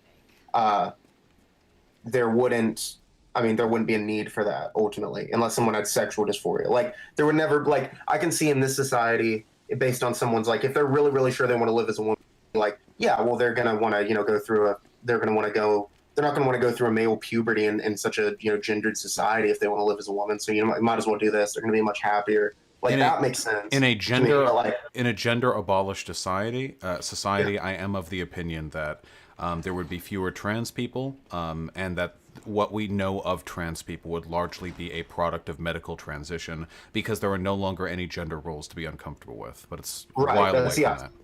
That's all I'm saying is that, like, this shouldn't be like the idea of like transitioning someone to different hormones because of their personality traits, because the two things will gel together in our society. Like, this should be something. It's kind of a byproduct of having to deal with problems in our society and making people's lives easier based on that. But like ultimately, like in this future we're talking about, there wouldn't be a scenario where ever if a kid came and said like that they felt a certain way about their personality or their gender identity, that you would want to do anything to their physiology because there would be no connection, I think. Maybe long run, but we would be a very long way away from being able to make that like medical prescription. Yeah, because I know people have to do whatever they can to like survive in this society. So I should probably get back to the game and read donos. Thank you for coming on. Thank you a lot for talking with me. I hope I was able to get my opinion out better this time. But I've had far worse conversations. I love you, buddy. Okay. All right. Appreciate it. Appreciate it. Bye. Bye. Okay. All right. We got a ton of ammo. Let's roll. Use a combo with a $5. Sorry for another question like this. What do you think of Kyle Kalinsko? Is he a hero or ally? Kyle Kalinske has been unbelievably effective in bringing people over to the left. He has been just a goddamn champ when it comes to bringing about better outcomes in that respect. Just a real big boy, you know? However, Kyle Kalinske has often posted cringe. I think he is unnecessarily reactive at times in the sense that he just kind of like follows Twitter headlines and just spouts off a lot. I find his Bernie or bust position to be incredibly fucking cringe. Holy shit, I find it cringe. It's not just that he's Bernie or bust. It's holy shit. Like, he and Brianna and a bunch of other people are so fucking insufferable about being wrong. I hate it. I hate it so fucking much. Now, if I argued with Kyle Kalinske, I would do everything in my power to calmly explain my positions in this regard. I would do everything that I can to like try to bring him over like calmly and decently.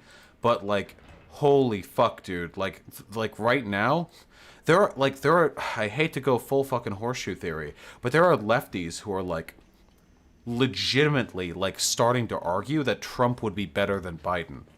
Not just. Never mind.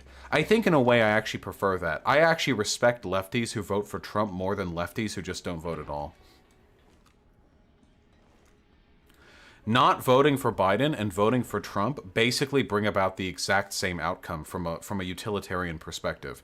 In both cases, you are increasing the likelihood of Trump winning. In both cases, it is the same. The difference is, at least if you vote for Trump, you have some fucking balls. At least with Trump, at least you're fucking doing it, you know? At least with Trump, you're actually fucking enacting your will, and not voting is like this pathetic, cowardly, like simpering little bitch move where you're trying to avoid like taking the responsibility of your position, which is ultimately, fundamentally, like prioritizing the positioning of a fascist over like a shitty fucking neolib, okay?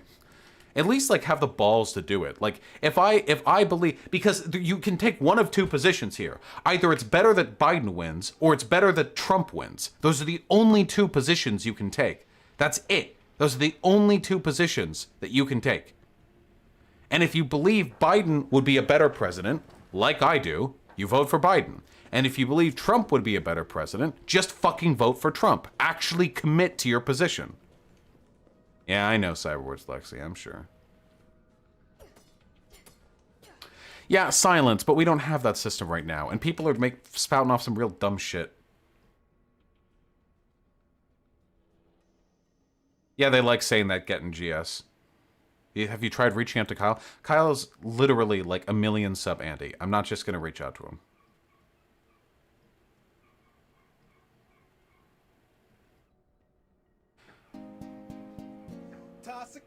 My God.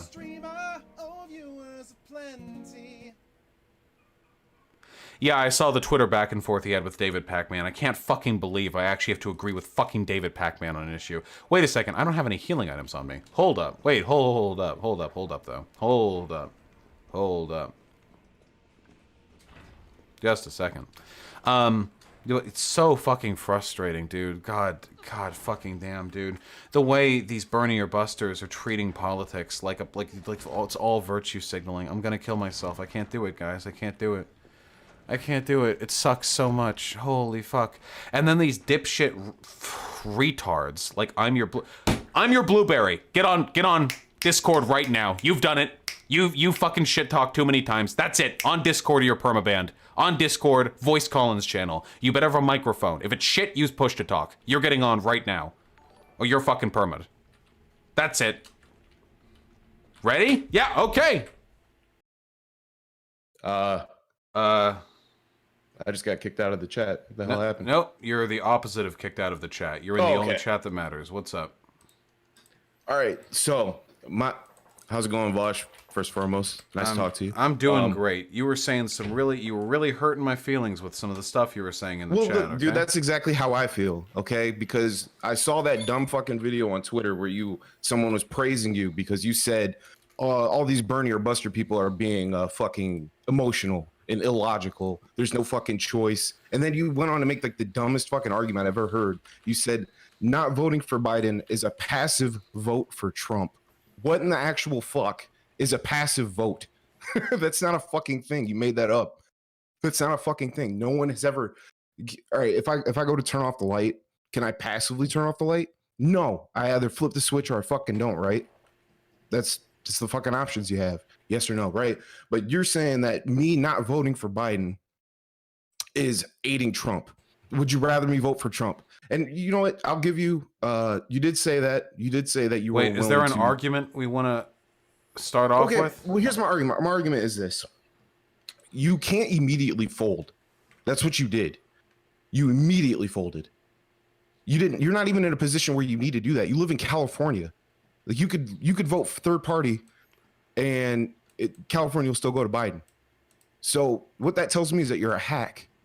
Okay, so your argument is that I'm a hack.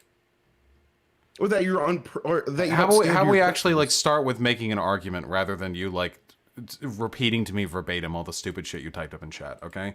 So yeah, what is your contention here? That you can't fold. What do you mean by actually fold? All right, so you conceded, or Bernie conceded, right? And we all supported Bernie because we believe that he's aligned with us the most, right? Yeah, he's a pretty cool dude. Okay, but he didn't win. Biden's gonna win. Okay. Well, hey, Biden careful. should not. He can still win. Don't give up that easy. Oh yeah. Well, I mean, okay. Biden should have to make concessions towards us. It should not be a compromise from us to him. That's how it always goes. Democrats are more willing to compromise to the right I need to than know what to I'm the arguing left. against. Are you going to be voting for Biden? No. Okay. Not until he makes concessions. Okay, not until he makes concessions. Okay, so immediately, like, you're framing this argument dishonestly. When you say we can't give up that easily, we need to get concessions out of them, we can't, like, fold that easily, the implication of your language is that you aren't actually going to not vote. You will vote for Biden, but you're going to maintain a position of distance and strength until that point so you can try and force concessions out of them. If you're making the argument that if they don't give those concessions that you're still not going to vote for Biden, then I take an issue with that, yeah. Okay, so again, I'm not voting for Biden unless he makes concessions. Okay, what if he doesn't make any concessions? Why wouldn't you vote for him? I'm not voting for him. Why? Because it's not going to aid the country. Wait, so do you believe that Biden and Trump would be the same? Okay, now you guys are doing the whole lesser of two evils. What? Yeah, okay. yeah, I'm a consequentialist. Of course I am. Yeah, almost everything we do politically is a lesser of two evils. We have gone down this road before. History. You can look at a history book. Every time that we've gone lesser of two evils, what happens? Wait, so when we go greater of two evils, we typically get better outcomes? when you go lesser of two evils, you create the greater evil. No, Bill Clinton led so to George Trump Bush. doesn't exist, and by voting for Biden, Trump exists? No. Bill Clinton led to George Bush, right? Wait, hold on. Wait, I don't need a bunch of like dumb fuck like misappropriated history lessons to be thrown my way. Okay, listen. Right now, we have a choice between Trump and Biden. Those are the only two people who are capable of taking the Oval Office in 2021. We have to make a choice as to who goes there. Do you believe that both of them are equally capable of leading the nation with our interests in mind? With knowing that Biden is markedly superior than Trump in a number of positions? No. Okay. So since I am presented two options, and one of them is better than the other, I take the preferable one. I recognize that the lesser of two evil... Well, no, it's not a third option. The third option isn't actually a third option at all. It's a secondary to whatever the first two options are. I believe in acting outside of the system to affect positive change, even if I do vote for Biden. So I can vote for Biden and then say, hey, we probably shouldn't capitulate to the system forever. Let's try a grassroots populist movement to get another powerful lefty involved in 2024. We just did that. We just fucking did that. And we got closer than we've ever gotten in the history of the United States to having any kind of real socialist Bernie agenda immediately implemented. fucking folded for 5 years off of Medicare. Are you fucking kidding? Wait, what? The concession for dropping the Medicare age from 65 to 60. Ooh, shit, 5 years. We're getting there, guys. Do you understand that the world's basically on fucking fire? What did that have to do? Wait, what did that have to do with anything I just said? You're saying that it's we're closer than we've ever gotten before. Yes, Bernie's 1 month ago with Bernie's campaign. This is the closest America has ever gotten to a meaningful socialist agenda being passed in the presidency.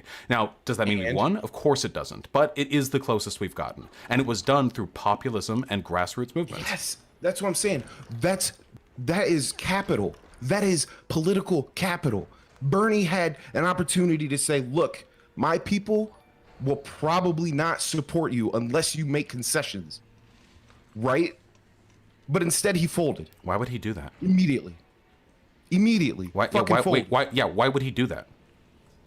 You realize that if Bernie withheld his appraisal and tried to threaten or blackmail the DNC with his populist voter base, that we would have been lambasted for allowing Trump to do that anyway. No, they aren't going to do the same extent. No. This is the same dumb fuck lie I get here repeated by tankies over and over and over again. That there's no difference whatsoever in what the media reception is going to be between us actually voting for Biden losing anyway and us actively protesting against Biden and Trump winning anyway. There is a huge difference in the extent to which our media message is getting controlled in those two different scenarios. Okay, it's so frustrating. What you're arguing essentially is like the media is going to shit talk us no matter what. We might as well do every dumb fuck bad PR thing possible. No, one of the reasons why Bernie Sanders was able to get the movement that he did is because he was able to leverage the media far more effectively than leftist movements have in the past. Bernie did far fucking better than Black Lives Matter did. Bernie did because he's nice. Bernie did far better than Occupy Wall Street did. Bernie did better than fucking Frederick Douglass did. Bernie did better than any other meaningful leftist movement in the past because he was willing to acknowledge that you have to move within the system to get anything even approximating a decent shot at the media. Okay, and what do we got? We got Bernie already conceding, and we have 5 years off of Medicare, and some people might get like their tuitions fixed, kinda. Damn sucks. Guess we better keep trying 4 years from now and not like throw our votes in the meantime. If you vote for Biden is gonna kill, let's say, 250,000 innocent civilians with the drone strikes. Trump's going to kill 350,000. Do you really think? Are you about to make fun of me for saying that I'm willing to save 100,000 lives by voting for someone I don't like for? No. Are you going to make fun of me for that? Do you think those people give a fuck who killed 250 or 350? Yes, I think 100,000 people would care very much. Either way, Vaush, they're going to hate us either way. That's what I'm trying to say. What? Wait, are you literally saying the lives of 100,000 people aren't relevant? What the fuck are you talking about? That the living people, the people that remain, the survivors of all the attacks that are going to happen, whether we have Trump or Biden, they're still going to hate us. I don't make this. I don't choose my political outcomes based on fucking like how people are going to think of me personally afterwards. If I can vote for Biden and it's going to lead to fewer deaths than voting for Trump and it doesn't materially harm my interests, fucking hate you. They don't care. They're going to hate us either way. If your argument is true, why not just save the lives? That they're going to hate us. That's what I'm trying to say about the fucking media. They're always going to hate us. No. Wait, no. Because there's a huge difference between how the media is going to treat somebody like you and how the media treats somebody like Bernie. Bernie. Bernie recognized, because he's not a fucking idiot like half the lefties on Twitter right now, that it is actually possible to get decent coverage from the media. The media was not during his entire campaign just running shit fucking shots at him, taking every single blow they could. No. Quit essentializing and quit reducing incredibly complicated political situations to whatever fits your narrative. There were plenty of instances where Bernie was given a comparatively fair shot by the media, and the reason why is because he didn't just throw them in the garbage because he assumed he was never going to be popular with them anyway. Bernie was smarter than you and smarter than Kyle Kalinske. What? Warren essentially called him a misogynist. Wait, do you follow my channel? I covered all this shit. Do you think that every single news... Wait, listen. Do you think every single news site and every single media commentator was taking every possible opportunity to shit talk Bernie for the entirety of his election cycle? If they had the opportunity, they would take it. No, then you're then you're an idiot. Media coverage is way more complicated than that. This is the kind of reductionist takes that make you people completely politically ineffective. You're not capable of understanding the nuance necessary to engage with complicated systems, so you throw it all out the window and you just whine on Twitter and refuse to engage with any of the fucking complexities of political engagement. Okay, we're talking about complexity and nuance and all that shit. Okay, look, I can read a history book, okay? Don't pivot. We're talking about what's practical right now. I'm not. Okay, all right. I'm not pivoting. This isn't a pivot. It's just a point, okay? So, when we got Bill Clinton, easily center right. Easily. No. Wait. No. Bill Clinton is not center right. We consider him right wing. What? No. Bill Clinton, for his time, was a comparatively progressive Democrat. Maybe like very slightly so, like a little bit, very, very, very slightly left of center. To like, I don't get like historical like relativism. Like for his time, like no, he was comparatively progressive. There were much like worse candidates at the time. If you're talking, okay, so what was Bernie then? If he was progressive, Bernie has always been like insanely far to the left compared to like the average like political position. Okay, okay, would you consider Bernie progressive? Back then. Yeah, of course. Well, yeah, like relative to his time back then, yeah, even more so. He was like a trans mecha dude. Like, okay, so you just compared Bill Clinton to Bernie. You just wait, what? Title. I also drink water like Bill Clinton. Am I comparing myself to Bill Clinton? What the fuck are you talking about? Okay, you just said that Bill Clinton was progressive for his time. Yeah. Okay, so what was Bernie? Much more progressive. You realize you're being even more reductive now than you were before, right? Get the fuck out of here. You can't say that Bernie was just much more progressive. Yeah, significantly more. Like by degrees of magnitude. Progressive. Yeah, sure, the progressive. And whatever like term. Was center fucking right. He even called it triangulating. That's a fucking thing. What? Wait, what?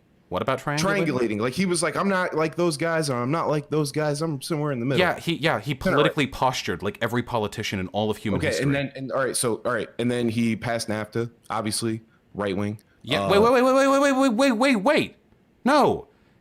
You can't boil down political decisions that simply. Everything is right-wing to you and I because you and I are both fucking communists, obviously. But in order for us to reasonably process how political and historical discourse took place within its time, in its context, we can't just be like, oh yeah, this right-wing, this right-wing. For example, do you know what? Wait. Here's a question. Just I'm testing you, okay? Don't ask, don't tell. How would you consider that position to be, like relative? Like the don't ask, don't tell. That was about like being gay in the military, correct? Yeah. Like you'd get kicked out of the military if you were gay, but like don't ask people, don't tell people. If it found out that you were gay, you get kicked out. But okay, you should be allowed to be open and not like honest as yourself. So I would consider that a very okay, no. I know you agree. I'm just saying that to me is like an incredibly like restrictive and reductive form of policy, and I would call that conservative. So I would consider that right wing. Okay, but for that time, the alternative to don't ask, don't tell was if you're a fag, get out. That's what the alternative was. So in the context of the discourse at the time, don't ask, don't tell was a comparatively progressive policy. Now, is it progressive by today's standard? Of course not. It's fucking horrible. But if I want to be highly reductive, like there were no progressives back during like the Clinton's era, except for Bernie Sanders, because that dude's a fucking legend. Yeah, because he's a fucking legend. Yeah, but I can't do that, and I have to recognize the political process within an electoral system is way more incremental than that. Okay, so this will be like our disagreement then. See, when I measure things, I measure them from the perspective of where I'm at. Okay, then everything's right way. All of history that way. No, hold on. I measure all of history in the same sense. I don't move the window. for the Overton window. For me, you're either here, you're in the middle, or you're over here. And I don't even really like middle people, to be fair. But what I was my point was that Bill Clinton was the Biden of his time, and that led to George Bush. Wait, no, that's not how it works. You can't just say one thing leads to another like that. The presidency of the United States of America is literally the most consequential position in the history of the entire planet. It's not as simplistic as like one person just leads to the next person. But it's a pattern, is all I'm saying. We went from Clinton to Bush, and then we got Obama, now we're at Trump. The pendulum has been constantly swinging between center and right wing for the past 20 plus years, easily. But that's always how it's... Actually, let's say 30. Let's just say 30. How it's been. Yeah, people get... If you have a Republican in office, people get mad at Republicans because now they're at fault for everything, and then you vote for a Democrat, and then Democrats are in office, and they get fucking shit talk because they're responsible for everything going wrong now. It's always been back and forth. I want to say this, too. I'm not a Democrat, okay? I'm not. If anything, I was a Bernie-crat. I only registered as Democrat to vote for him. No one else lined up with me. And I know we're all the same. I don't give a shit. Biden is better than Trump. You're morally abhorrent if you would refrain from voting for either of those because you don't deign to improve the world unless it's with a person who meets your standard of left enough. You won't. You're hiding the enemy is what you're doing. When you put the you're like a wolf in sheep's clothing. That's what Biden will be. You're just saying, okay, he's so is Trump better than Biden? Trump is the wolf without the sheep's clothing. So wait, so just yes, no flowery allegory. No allegory. Which of them is worse? You know what? I'm going to say this. I mean, this is going to be probably controversial. I would go out of my way to say Biden would be worse than Trump because he will allow people to have that scapegoat. I don't accept that answer. I don't think that's just a narrative that you can use to like conveniently justify your biases here. There are a huge number of ways in which climate change and the Supreme Court on their own are more than enough. But there are a number of ways in which Biden's policies are far more progressive than Donald Trump's. You know that right now, like alongside Hillary Clinton potentially back in 2016, Joe Biden is the most progressive presidential candidate to have ever won the Democratic primary. That's actually true. Okay, fair enough. But that means nothing because he's not progressive. Well, he is, but it's relative. He is progressive compared to Trump. So I vote for Biden. Look, all right. Let me. I just want to at least have you understand where we're coming from. Because I don't think you do. I've seen the arguments on Twitter. I promise you I know exactly what shit heap all of your fucking positions are coming from. You just came here and argued that you wouldn't care about the deaths of an additional 100,000 people because either way people are going to dislike you. Those survivors of those, either way, they're like people are going to die if it's Biden or Trump. But you agreed more people would die under Trump, so saving lives is good, guess what? Right? The people that they kill, their families will hate us same. That's wait, why are you sweeping the deaths of thousands under the rug? I'm also aware of the fact that if you do... Okay, so wait, if they hate us either way, but in one scenario, we save lives, but they hate us either way, why not go for the scenario where they hate us, but we save lives? I want to be able to say that I did not fucking help them. Yeah, exactly. No. See, that's exactly what I mean. Meaningless virtue signaling. You don't care about hell. No, that's what it is. So you could no. So you would rather more people die as long as you get to cross your hands and say, oh, well, I wasn't involved. I think you're disgusting. I actually think you're a piece of shit. It's disgusting. So you would come into my chat and make fun of me for being like this libcuck who can't stand up to bigger leftists. Yes. And you're the one who's arguing unironically that your personal pride is more important than the lives of 100,000 people in this analogy you gave to me. Exactly. My point is that when you allow them to control the narrative saying that this guy is just better than control Trump. The narrative anyway. We don't control the narrative. I don't understand how you conceded so quickly. Like that was just it was so bizarre. What? To Biden, like you were. What do you mean concede? This has always been my position. I will vote for the best presidential candidate who can win. Biden became that person when Bernie dropped out. And you didn't even try to What do you mean try? What specifically do you think I could have done? I mean, there's you have a following, right? You have a decent amount of people. I'd like to believe so, right? Yeah. And I want those people voting can for reach other Biden. people. Yep, because they should vote for Biden no matter what Biden does. Unless he does something to make him worse than Trump, which it doesn't seem likely. Look, I'm not here to make the argument that they're both rapists and shit like that. I think that, yeah, they're both horrible guys. But my point is, not you're One making of them fun is more or horrible than the calling us- other, so I vote for the less You're, horrible yeah, one. and you're saying that like the option of not voting for Biden is the same as voting for Trump. No, I it's don't not exactly understand. the same, but in both cases, you're increasing the likelihood of Trump winning over Biden. Not voting when you should be voting for Biden because you share Biden's values more than you share Trump's means you're increasing the likelihood of Trump winning. I don't really even share Biden's values. More so than Like, how Trump. Wait, so which values of Trump's do you believe in with regards to the differences that he has with Biden? Do you want a wall on the southern border? Do you believe that climate change is a hoax? Do you believe that trans people shouldn't be in the military? Tell me, what position exactly does Trump have that makes you less inclined to associate with Biden than him? Look, I'm not. All right. Okay. Fair enough. I understand what your point is. You're saying that, look, man, you're hurting these minorities. There are smaller groups that would be affected, and maybe you don't know, but I live in Ohio, right? Mm-hmm. And I'm black, 27 years old. Okay. And this is, I know it's anecdotal, but look, man, I know what the fuck it looks like here. And I don't know if it's different on the coast. I'm assuming it is. But here, people they don't give a fuck about Biden unless you give them something. And when you guys were like, immediately, like, let's jump on Biden's dick, what you're doing is you're just saying, well, fuck your feelings, just get in line. And that doesn't fly here. It doesn't work. You're not giving people something to vote for. What is You're the just saying, what is vote the against. alternative? I think, okay, I think I got it. I think that you're coming at this from like a very intellectual point, which is good. I'm not knocking you for that. I understand that.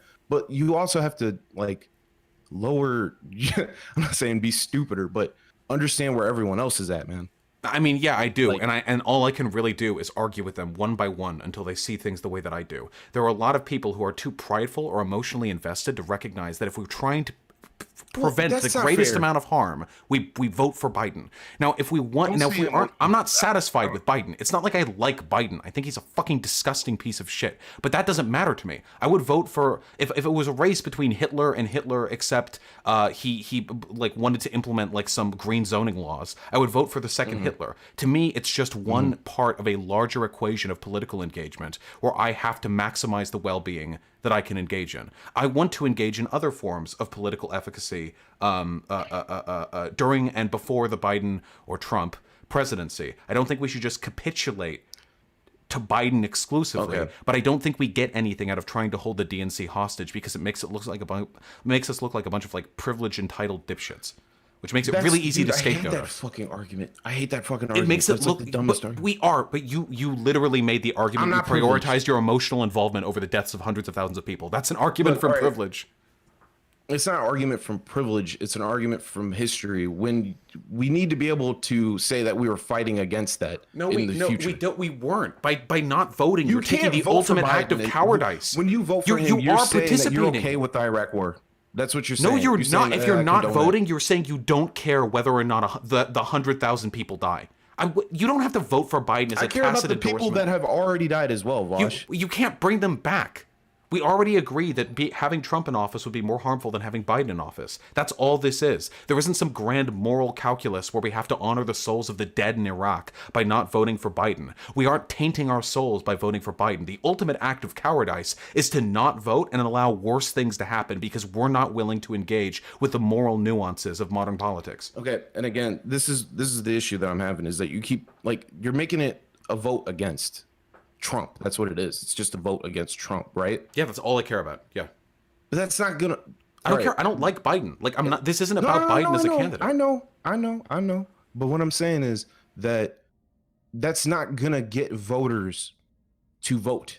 That's the people like to wait. You've like to pivoted vote now. for- We're arguing about whether you and I should vote for Biden. If we're talking about rhetorical strategies that I can adopt to get other people to vote for Biden, I'll be working on that over the next 6 can't months. do I that if got my you're already- Biden merch, baby. I got the shirt. I got the hat. I'm riding with Biden. I'm going to be up here. I'm going to give people great arguments. Okay. I'm gonna do my all right. I'm gonna try to make this as concise as possible. You can't give people some like people. You can't just say vote against Trump by voting for Biden. You have to give some people a reason to vote for Biden. But again, you've this already is the issue conceded we were to talking Biden. about. Now, right now, we're talking about rhetorical effectiveness. Earlier, we were talking about whether or not we should vote for Biden. No. If you can No, it's not if you rhetorical effectiveness. I'm capitulate, saying- we should vote for Biden. Then we can have the conversation. How do we get people to do that? Well, look, what I'm saying is that you can't make Biden take on any progressive policies if you already said I'm voting for you.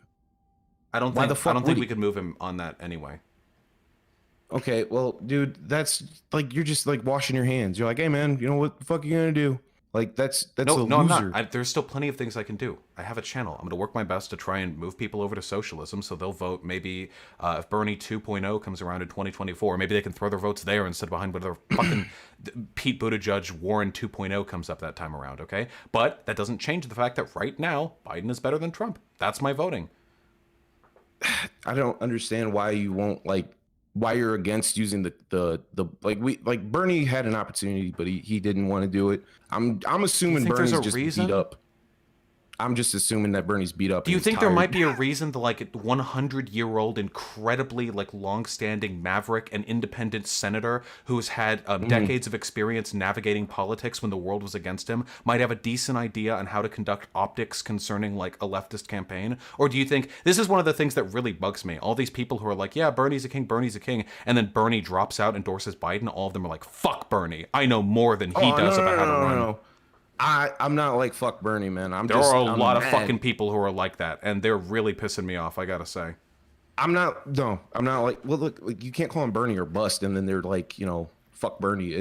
We still like Bernie, but it's not Bernie. It was his policies, positions. But what I'm saying is that if you tell Biden, I'm going to vote for you, then he won't concede. Now, you've already said that you don't think he's going to help us anyway. No, I you don't think the he's gonna DNC. I compromise. don't think the DNC is going to look at a bunch of lefties on Twitter and think oh shit, time for us to capitulate and hurt the interests of our capitalist donors, or else they'll not vote for us. Statistically speaking, fucking Bernie supporters don't even come out and vote anyway. Most of the older people who voted for Bernie during the primaries are going to switch to Biden anyway. The people who are angriest are the young ones, and young people don't vote. There's no material reason why the DNC would capitulate on these positions because of our engagement. I'm pretty sure Bernie has a better understanding of what leverage he has going into Milwaukee and to the extent to which he can influence Biden's policies than we do. And if he's drawn the line there, I'm not going to presumptuously assume that me raging on Twitter is going to be the next step. What I'm concerned about right now is there's a very decent chance that we're going to lose to Trump, and if we do, people are going to blame us for it. Not just a few media outlets, not just a lot of media outlets, but every single non-leftist is going to look at us and our temper tantrum and think that we're the lunatics who are too morally pure, too willing to abstain. They already did that, though, man. No, they didn't. They can do it worse. It can happen worse. 90% last time, but now no, it wasn't 90%. No, Oh my come God, on. big difference. It was not 90%. Do you think it would have been worse back in 2016 if Bernie hadn't campaigned relentlessly for Hillary? What? They already say that Bernie didn't help her. Some people do, not all. You again with the essentialization. Just because there are some dumb fuck neolibs who are going to blame us no matter what, doesn't mean we can't make that situation much worse. We will alienate people if we actually Bernie or bust, because it will make it increasingly likely that a greater number of people will hold us responsible for Trump's victory. Nobody will want to be a part of the left after that. Bernie got people over to the left by projecting a strong message of solidarity. He rarely insulted or criticized people, and he was the most successful leftist advocate in the history of the country. I would rather stand by his message, recognizing that we have to work within the system and pull people over when we get the shot, rather than declaring ourselves antagonists to the system. Though, man. That's the issue. It doesn't matter if we have time. The other way is going to hurt us worse. It's we don't have time to get you to the hospital. Here, smash your face against this wall until you pass out. Just because one thing is faster doesn't mean that it's going to work better. No, I'm saying all right, I'm of the belief that if necessary, we need to let the Democratic Party die. We need to let it die. We are we're so far off of whether or not we should vote for Biden or Trump. No. But this is kind of like it's a part of it. I'm saying like we should just let it like burn your bust. Let it. I don't like to say. So burn you your want bust. like the Republicans to win for 40 more years? No, I want the fucking Democratic Party to just die and like everyone to understand that no matter who fucking wins, Wall Street's going to be doing just fucking fine. Okay, but you know who? Yeah, Wall Street's going to do fine. You know who's not going to do fine? Every minority in this country. Dude, I'm telling you right now, as a minority, I don't care. I don't care. You don't you don't speak for all minorities. I don't give a shit if you are the black who's okay with Republicans running things for 40 years. Do you speak for all minorities? I just don't care. It's irrelevant. You realize that if the Democratic Party collapsed, that's an irrelevant argument. Republicans would be running things for decades. We would have a 7-7 Supreme Court. You know that, right? 9-9 Supreme Court. No, it's like I was about to say but I'm just saying this, man. We're fucked either way. But at least if it's the fucking Republican in office, then people can actually like see the. We're not fucked either way.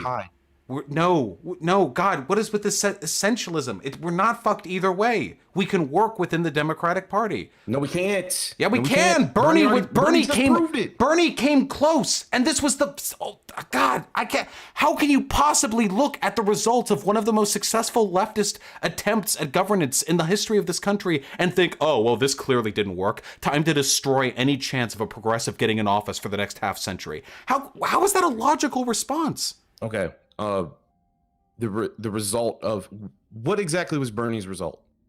Bernie has done more to move people over to the left than any other human being in the history of this country. By far. The extent to which he has moved the discourse over to socialism is unparalleled. Nobody, not even Martin Luther King, has even come close. His legacy is going to be remembered for centuries, and he would never have been able to do any of it if he was as black-pilled as you are. Okay, so I'm talking about like the actual result, like tangible shit, not just obviously more people. Okay, more people are like left leaning or open to Medicare. Fine, Hillary Clinton had to move her entire policy proposals over in 2016 to match his, and everyone in the debate stage in 2020 were trying to copy him. And where does Biden stand? Do you know factually where Biden's positions would be if Bernie Sanders hadn't moved the goalposts over the past 5 years? I'm sure that it's probably the same, like ACA. I'm pretty sure that's what he'd say. We're going to go back to ACA. He wants which was already shitty. Excuse me. But we already know that the public option's a fucking sham. No. Again, God, the reductionism. No. Do you think anyone would be talking about a public option if Bernie Sanders hadn't moved the discourse over? Yeah, but that's what I'm saying. That's a half measure, dude. You're asking for half measures. Yeah, because it's better than nothing. Okay, again, you keep falling back on, well, it's not perfect, so better throw everything to Republicans for 40 years. No, I'm saying that a half measure is not better than nothing. Yeah, wait, I'm sorry. Wait, hold on. That statement was so stupid. I need you to run it by me one more time. Listen. What isn't better than what? Repeat it again, just like you did. Sing me the story again. What isn't better than what? Listen, this isn't the same sentence that you just said. Half measures. And half measures only lead to more Trumps. No, half measures are better than nothing. You know what? Wait, so if that argument of yours was correct, then don't ask, don't tell in the military would have led to like all gay people being kicked out. You know what it led to instead? Gays being allowed in the military. Sometimes progress is incremental. Yes, gradualism, right? Okay. It happens that way. Not everything is like, oh, well, you either have the revolutionary correct option or everything just falls back into the dirt. Look, when we go half measure, a Republican will get in office and he will tear it down. Okay, then wait, no. Then at least the Republican will have to tear it down. Trump wasn't even able to get Obamacare kicked out. Trump, with the Congress and Senate behind him, Donald Trump wasn't able to repeal the ACA. And that was a half of a half measure. The ACA was a quarter measure. For you to argue that just like everything we do that isn't a perfect response is just going to be torn down is historically inaccurate and completely counterproductive. Okay, you think a Republican couldn't just tear apart Medicare for all either? There's always going to be a risk of progress being undone. But you don't even want to risk your ego. Do you think Medicare for all is stronger than public option? Well, of course I think it's stronger than the public option. Okay. because if people had Medicare for all, then they wouldn't want to go or get rid of it. They would, yeah, wait, and same with the public option. There would be a public support for in both cases. People like Obamacare too. When people are asked whether or not they like the Affordable Care Act, Republicans tend to answer yes too. Trump couldn't even remove that. If your argument is that it's easier to remove half measures, then it's better to have no measure than half measure, because half measures get repealed back to a no measure, which I guess would just mean that you at least get some temporary benefit. I guess my point is that if you it's like letting someone hit bottom. Yeah, no. This is brainlet accelerationism. This is what if we just didn't care about anything and just let things go to shit because we don't like nuance, and when things get bad, people will suddenly be communists and everything will be good. That's not how it works. If you just let everything hit the bottom, we're going to be a fucking fascist ethno-state, okay? Trust me, the people of America are not going to trend towards Bernie's side if we let all public institutions fail from Republican ownership. Why do you think Republicans have been systemically defunding, defunding and disempowering public institutions for decades? Because Republicans know when the government fails, people will run to the Republicans, not to Democrats to fix things, not to progressives to fix things, but to Republicans who will then tell them that the reason the government failed is because government can't succeed. You are playing into their hands. We have to fight tooth and nail for every benefit that we can get, even if it fucking sucks. And Biden is a benefit over Trump.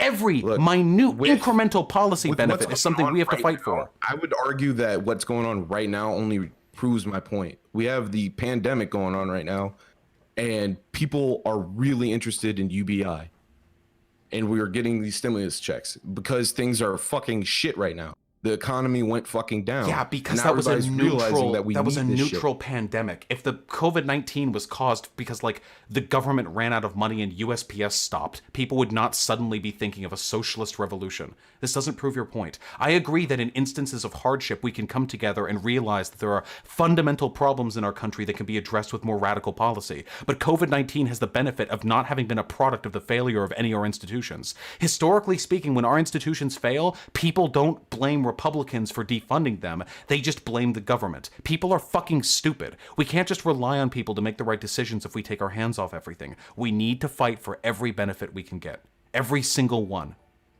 Even if it's Biden. Even if it sucks, even if it means that we have to get our hands dirty by voting for somebody who voted for the Iraq War, even if it means we have to compromise our cool fucking Chapo Trap House E-cred by dirtying our hands with politics that aren't as pure as Bernie's, even then, we still work. And I believe all of this because I'm a fucking leftist, because I signed up for my political positions because I believe unrelentingly in pushing for egalitarianism and the emancipation of the oppressed, even if that means doing things that don't feel that great for me personally.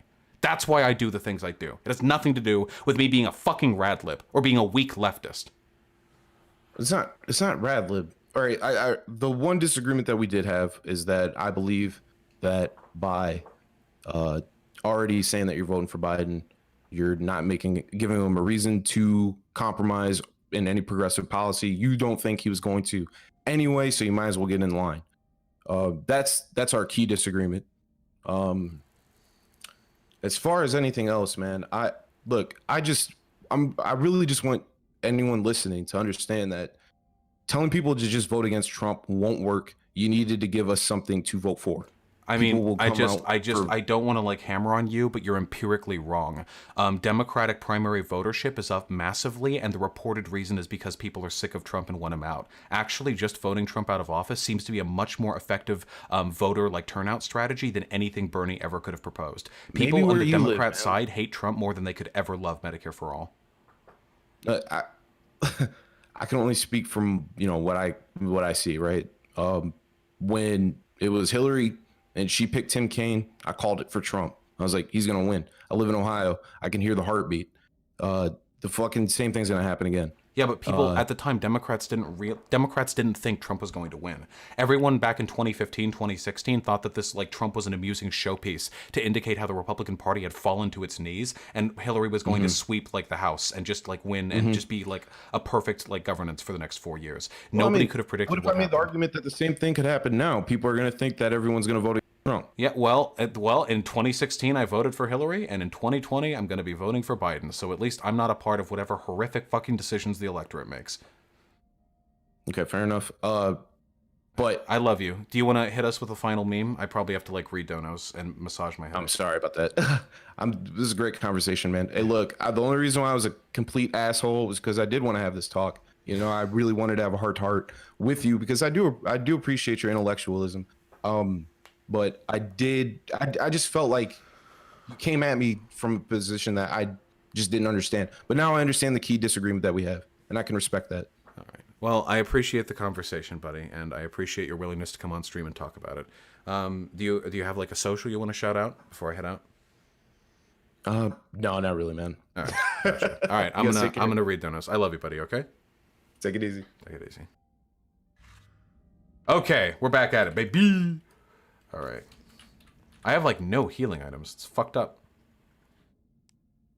Be kind to yourself. Do what you want.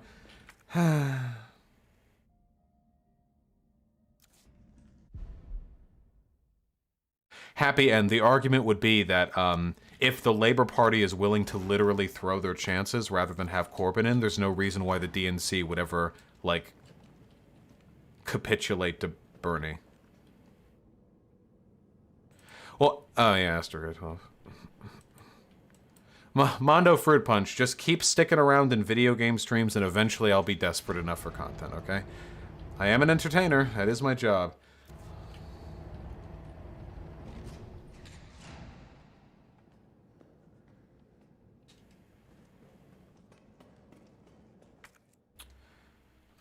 Oh, guys, wait, fuck, I didn't even ask you guys. Do you think I did a decent job versus the blueberry person? I feel like for having a headache, because I wasn't high at the time, I just had a headache. For having a headache, I think I did a really, really, really good job with those points.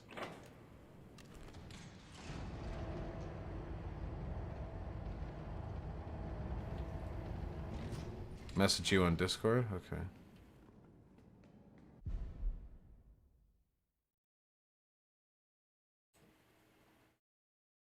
What? Why did Extreme Dad just message me?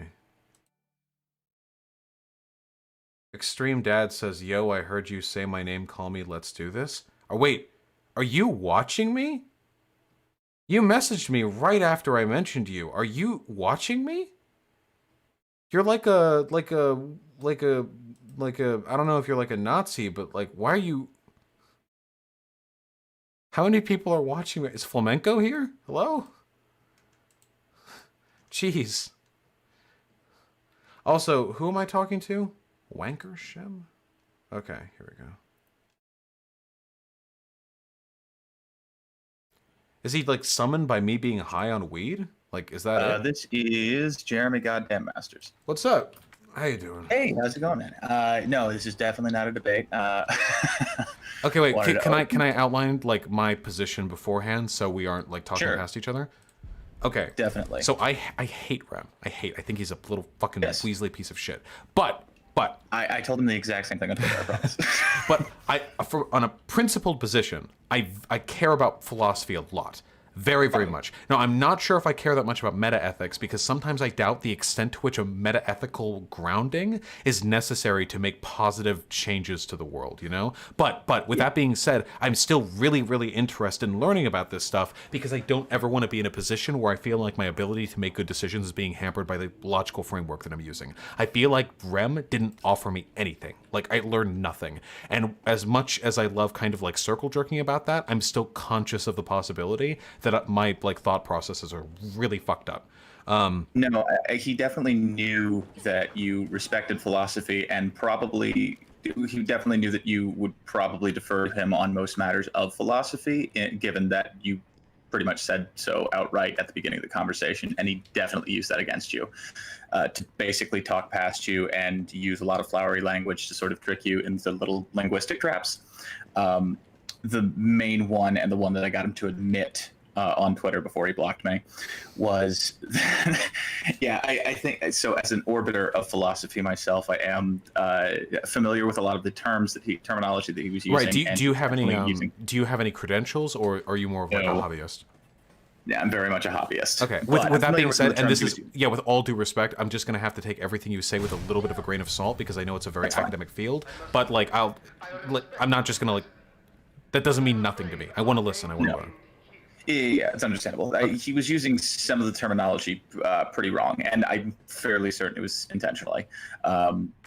So very specifically, when you got into your talk about moral anti-realism, and he sort of took that as he clutched his pearls the second you said that you were a moral anti-realist.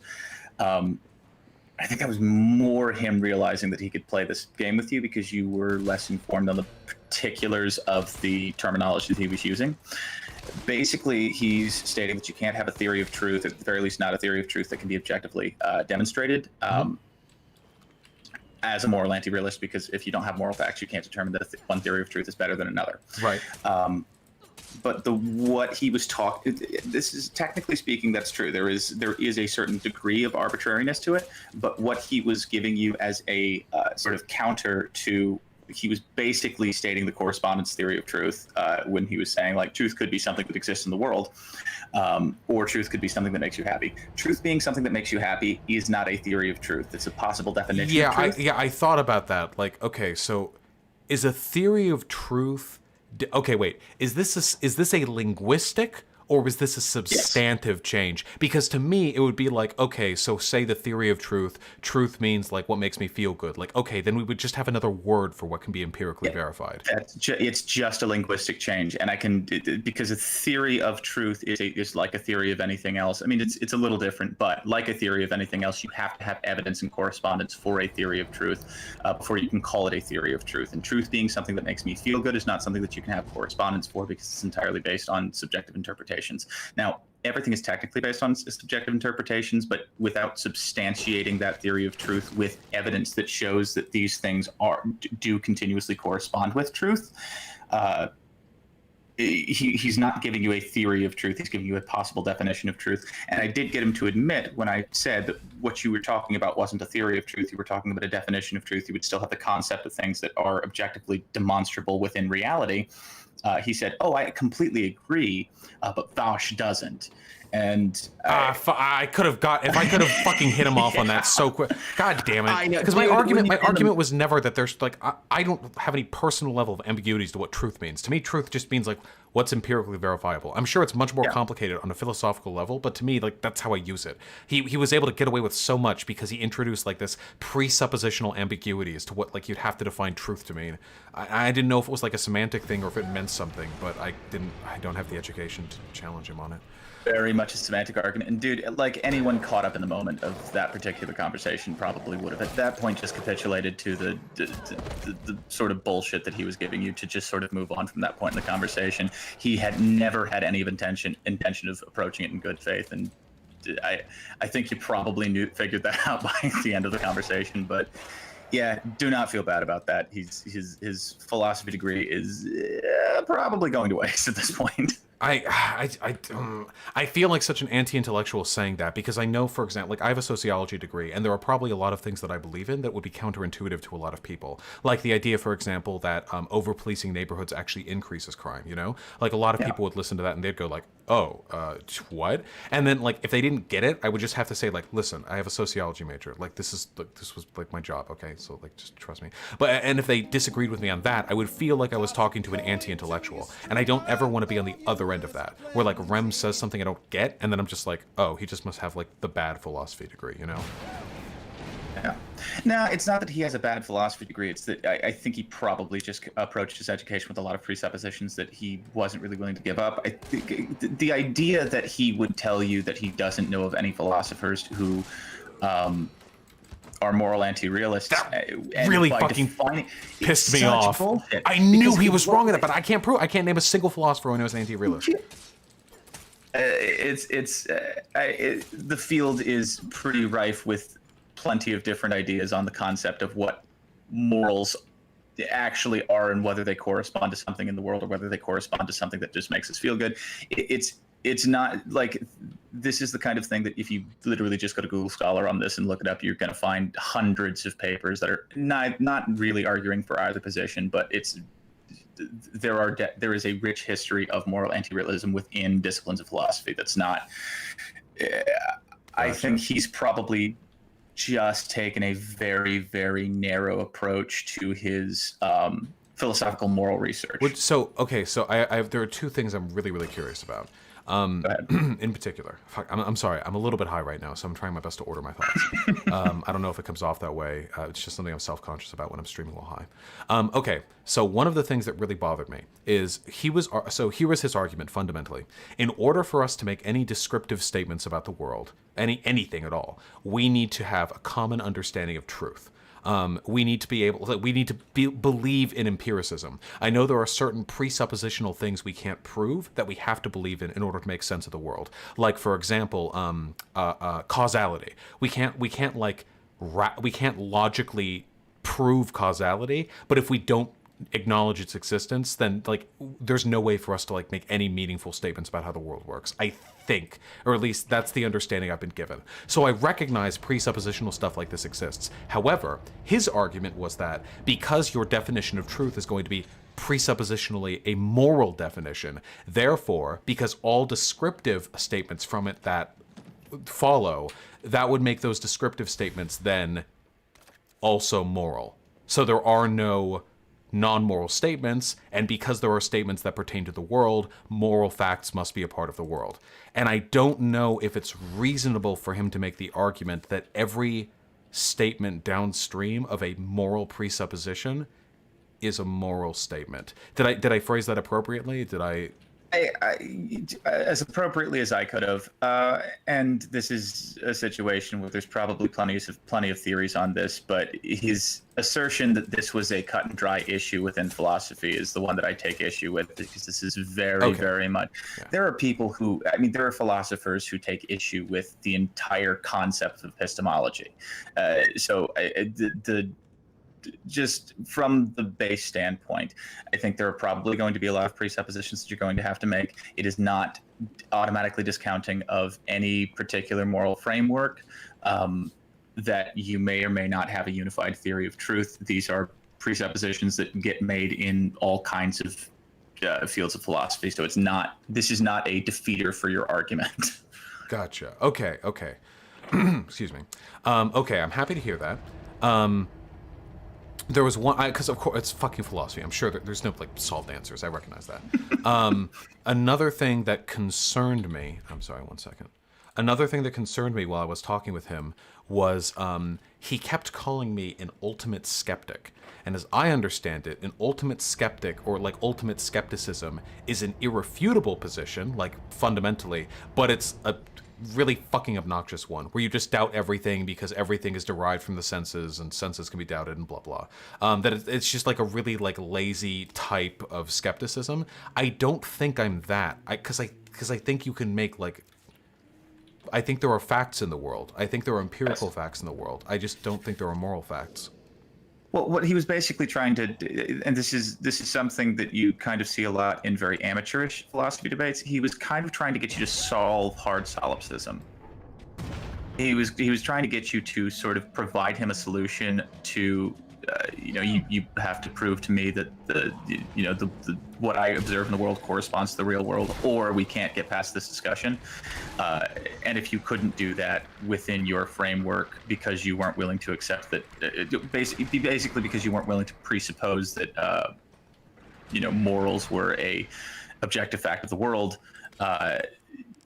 he was able to claim that you lost this argument because you couldn't get past this hurdle. Yeah, but that was essentially who can disprove solipsism? No one. Again, he was approaching the conversation very, very dishonestly, and he was pretty willing to admit that many of the things that he was saying he didn't actually agree to, and these were not actual positions that he was taking. That this was just something that he was trying to throw as a defeater to your argument, and because he knew that you were unfamiliar with the philosophical, academic framework of the arguments. Okay. All right. Okay. It's not. I am not shocked, I think, to reframe these discussions with the preconception that he approached it in bad faith. This is something I think I take to rather easily. Okay, my main two concerns were those. That's not to say that's every thought I had. Is there anything else that you have in mind in particular with regards to our conversation? No, not really. I think you were very much approaching this as someone who was willing to capitulate on the philosophical, like academic approaches, and he knew that that was going to be the case from the beginning and sort of used it to his advantage, whether consciously or unconsciously, though I would have to guess consciously, just based on the fact that he was willing to admit to his dishonesty on Twitter later, before recanting and blocking me afterwards. But I've got screenshots; it's fine. I appreciate you asking him that, because even if he admitted such a thing to me, I don't think I would have been able to recognize it as fundamentally dishonest. I would have just thought like, okay, this is just I think another you thing. probably handled it, but that's the thing. You know, as an orbiter, I think you probably handled that conversation about as well as I would have. So it's not probably better given the fact that you have a lot more media exposure and definitely are better at talking to people. Yeah, okay. I mean, sure, but that okay. I just maybe as a final point, that's what I worry about most, because it's very easy to be good at talking and use that to you buy into your own hype because you're very good at delivering your arguments. You never have to check them. I never want to feel like I walk away from an argument with an expert and I feel like I won because I came up with like the better gotcha, or I was able to think of an example quicker, even if my position is weaker than theirs. That's something that like kind of scares me a little bit. So I am heartened to hear you don't believe that is an accurate description of our conversation. Oh, and just recognize in the future that a relative expert is not necessarily an expert. Relative just expert? because he has the greater expertise in that particular conversation does not mean that he is necessarily an expert, or even an expert in the or even a relative expert in the particular senses that you're arguing. Okay. All right. Okay, fair. I'll try to keep that in mind in the future. I plan on doing some reading. I hate reading, but I can't get this anywhere else. This is something I'd rather read than like watch a YouTube video on. I know that the Stanford like dictionary of philosophical terms seems like a good way to start. That one that's peer reviewed. You know the. Yeah, probably. Right. A lot of the reading that I've done is articles on plato.stanford.edu. They have a lot of I think that like might be really, what I'm thinking of. Yeah. They have a lot of really excellent articles on just descriptive, basically just breaking down descriptive like terminology in psychology and philosophy, and discussing the difference between different theories of any field that you might catch your fancy. Gotcha. Okay, cool. All right. That makes me wait, fuck, do I have any other? Sorry. That makes me feel good. I'm happy to hear that. I felt like you needed to feel good after the past couple of conversations you've had. So, hey, I'm riding with Biden. All right. Hey, my man. That's what I'm talking about. Me too. My Bidenites. We ride together. Yeah, I'm further left than most of your chat, and I'm riding with Biden, so they can fuck off. All right, you get back there. Start an argument with them, okay? They hold to that title pretty hard. I hope to become the Vaush to your destiny someday, and we'll fight and hate each other once I'm famous. I've had a few people say that to me, so you're all going to have to compete with each other. But honestly, I revel the cycle continuing. Thank you so much for your advice. I'm getting in the midst of starting my content creation, and unfortunately, it's all going to be wrestling videos. So it's just probably not going to be. That's base though. You can't wrestling videos. Doesn't get better than that. Yeah, I mean, you would hope, but it's the industry is not handling the coronavirus well, unfortunately. That may be set to change because Vince McMahon is on Trump's board of when to restart the economy shit. Yeah, I heard that rumor. It's pretty wild. It's unsurprising. Unfortunately. Yeah, that's too bad because he's such a fucking meme lord. They both are, and they were equally meme-worthy until Trump became president, and that was just like he won the war. Yeah, it stopped being funny. Yeah. Listen, you can still derive humor from things that are actively killing you. I can promise you. That's the time it's most important, I think. Yeah. All right, I gotta get back to the game. Yeah, glad this was a nice conversation. Yeah, of course. They're very welcome. Be well, friend. I hope to see you in chat as more. well. Hey, I love you, buddy. Love you. Bye. Oh, Extreme Dad messaged me. Extreme Dad, I love you. I don't fuck with Kiwi Farms people. I'm sorry. I read my threads sometimes. You guys are fucking crazy. I don't want to reward you guys by giving you attention. I feel like that's all. I know Flamenco only cares about like getting Senpai Vaush's attention. So like I have to withhold. I'm sorry, I'm cutting it off. I don't fuck with Kiwi Farms people.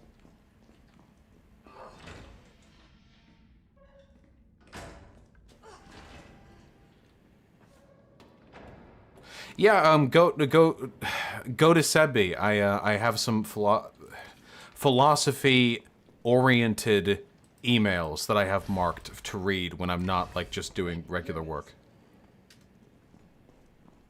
Let me on stream. I want to talk to you about your rhetoric. We've had 3 people on. Can't I just play the game?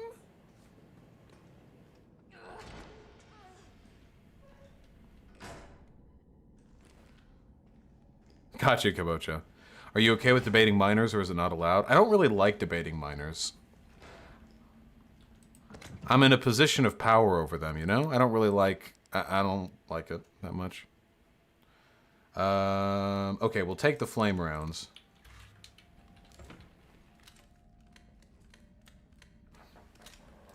Yeah. Nope, nope. I'm sorry, guys. We're gaming now. We've had 3 discussions. We had 3 discussions on 3 completely different topics. What more do you people want from me?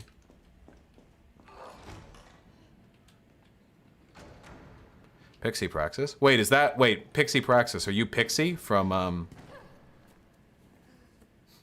Are you, Pixie from Twitch? Whoa, whoa, whoa, whoa, whoa, come. Whoa! Chill. Oh, funny rhetorician. That is... Wait a second. These guys aren't... Oh, shit, wait. Wait, hey, hold, wait, whoa, whoa, hold. Whoa, hold it, wait, whoa, whoa, whoa, whoa, whoa. That's Pixie? Wait, that is Pixie? Pixie, didn't you Discord message me just the other day? Yep, yeah, sure. Yeah, okay. Yep, yep. Thanks, yep, okay, yep. Fuck! Oh, darn! Wait, it's not Pixie? Then why did my girlfriend say it's Pixie? Why would my girlfriend lie to me? Why would she do that to me? I meant that the name is spelled differently? Oh, okay, never mind. It's not her. Okay. What a Weasley little fucking liar. Hey.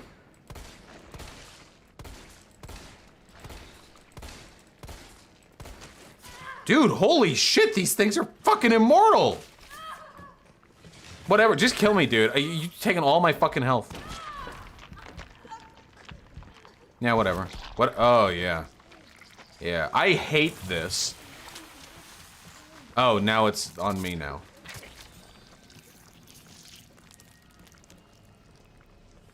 I do hate that. I do hate that. Hyena, thank you earlier for suggesting smoking some weed. It actually helped quite a bit. If I were to design a politically charged video game, what would the premise be? Guys, I've already told you what like the video game I want to make would be. You know? I've already talked about that.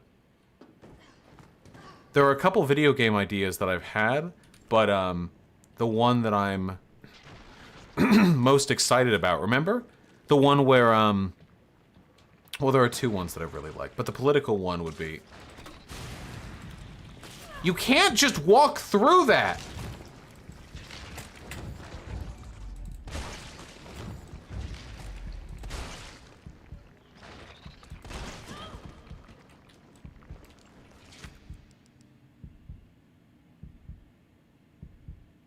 Please post a VOD of your video game idea? No, I mean, I admit I think it's cool and all, but I don't think other people would care that much. Tiger King is shit, don't watch it? Wait, why? I'm 5 episodes out of 8 in, and so far it's been pretty wild. It's still alive? Oh god, oh god, oh god. Block Caligula, it depends on the words. What? I've fought these things before, they've never been this fucking sturdy. Well, that didn't hit shit.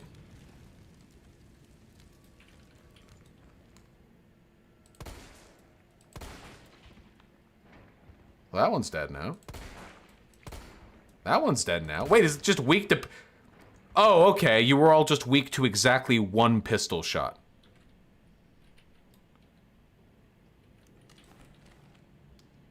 Have I talked about Tiger King? No, I don't want to spoil it. It's still fresh in a lot of, for a lot of folk, you know?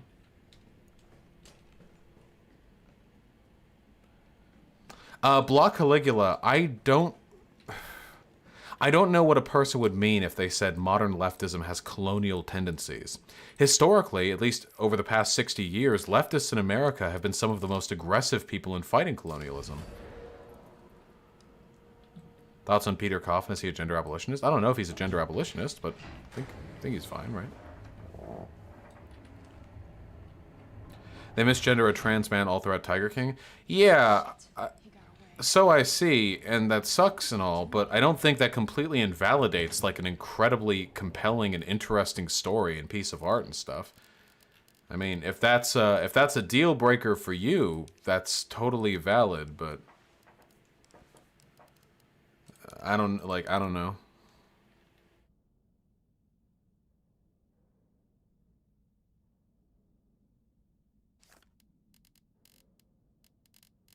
Peter Coffin's agender. I know, but doesn't Peter Coffin go by he, or is that some other agender person? Listen, I don't know.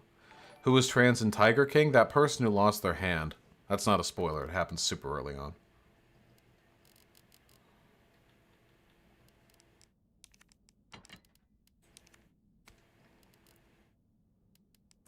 I gotta bring out more explosives with me. Do I want acid rounds or fire rounds?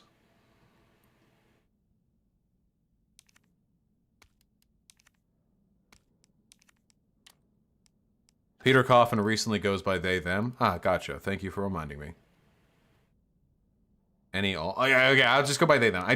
I like using they, them. Anyway, it just keeps me from fucking up, okay? Oh my goodness. Oh my goodness! Holy hell. Something wrong with y'all, you know that? Thank you, man. I'll get to that soon, okay? Jesus.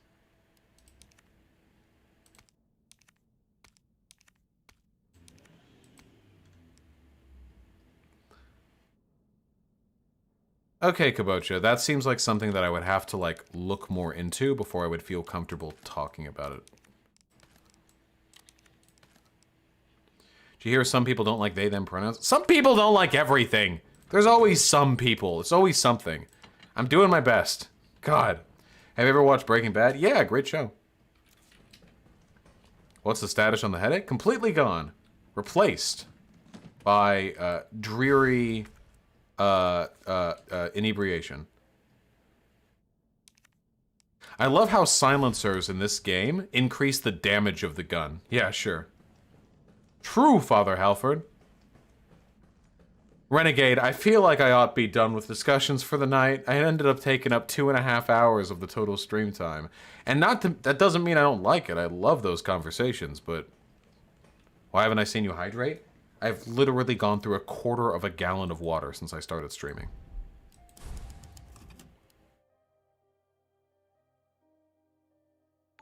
If I come prepared rhetorically and technically, are you down for a round 2? I debated you the day you debated the Moon Poon guy. Wait, Storywalker 4, what did you argue with me about? I can never promise, like, debates or anything, because I'm...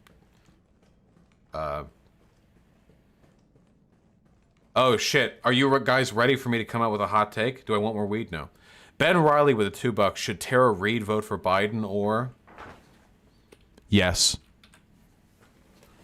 No further commentary. Sure, cool. Very cool.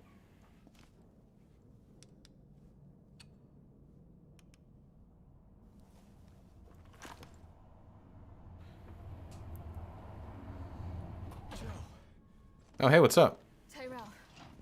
Ooh, they wanted to call him Tyrone. They're willing to negotiate.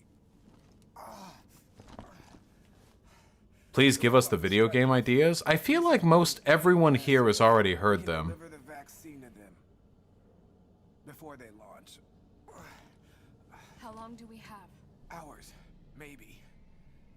On a scale of 1 to 10, how much has chat infuriated you this stream? Oh my god. What the fuck?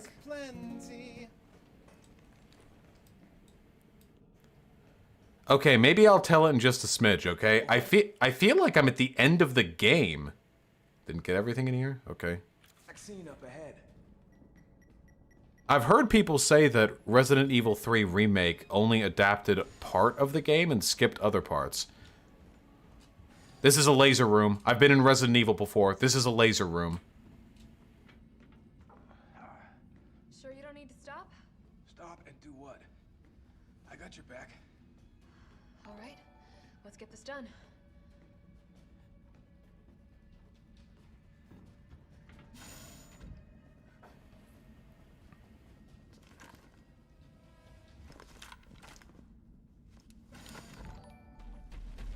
My God. Oh! Oh! Yeah, that's really gonna... Every Resident Evil game is like this. There's some unkillable badass who just keeps getting bigger and meatier the entire game. RIP!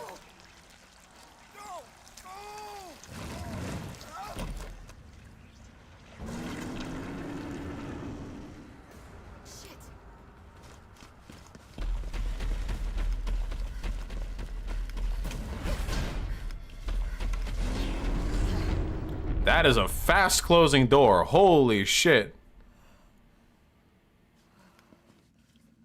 What was the unkillable badass in RE4?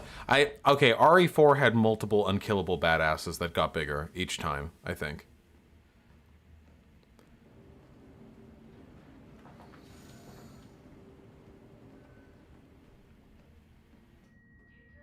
It's literally only Mr. X and Nemesis, you're exaggerating? Okay, well, it's still particular to this game series. Wait, was there another door? Oh, no. Have any guidelines on how RE4 should be remade? I don't want RE4 to be remade. Resident Evil 4 already looks good. It already plays great. It's a phenomenal fucking game. It's like legit a 9.5 out of 10. I don't want it remade. It's fine.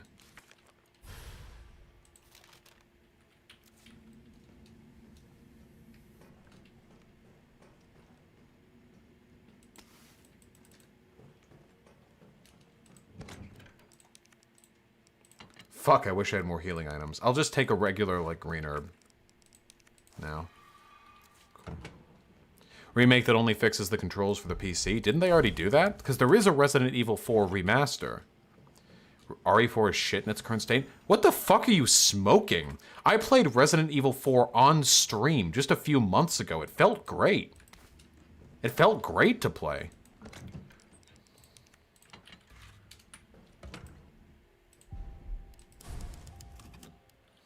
The remaster doesn't have good controls on the PC IMO. Yeah, I mean, the controls can be fixed, but, like, the game is really good. High school debater, call into stream a few times now with luck. Anyone can schedule debate. Renegade, I can't schedule a debate with anyone right now. I am massively overbooked on, like, content in the near future. If we do end up having that discussion, it's probably going to be, like, a product of chance, I'm afraid. I'm not trying to be, like, mean or nothing. Also, I'm not... Why would the debate be reformism versus revolution? Because I'm in favor of both. Like, they're not mutually exclusive, you know?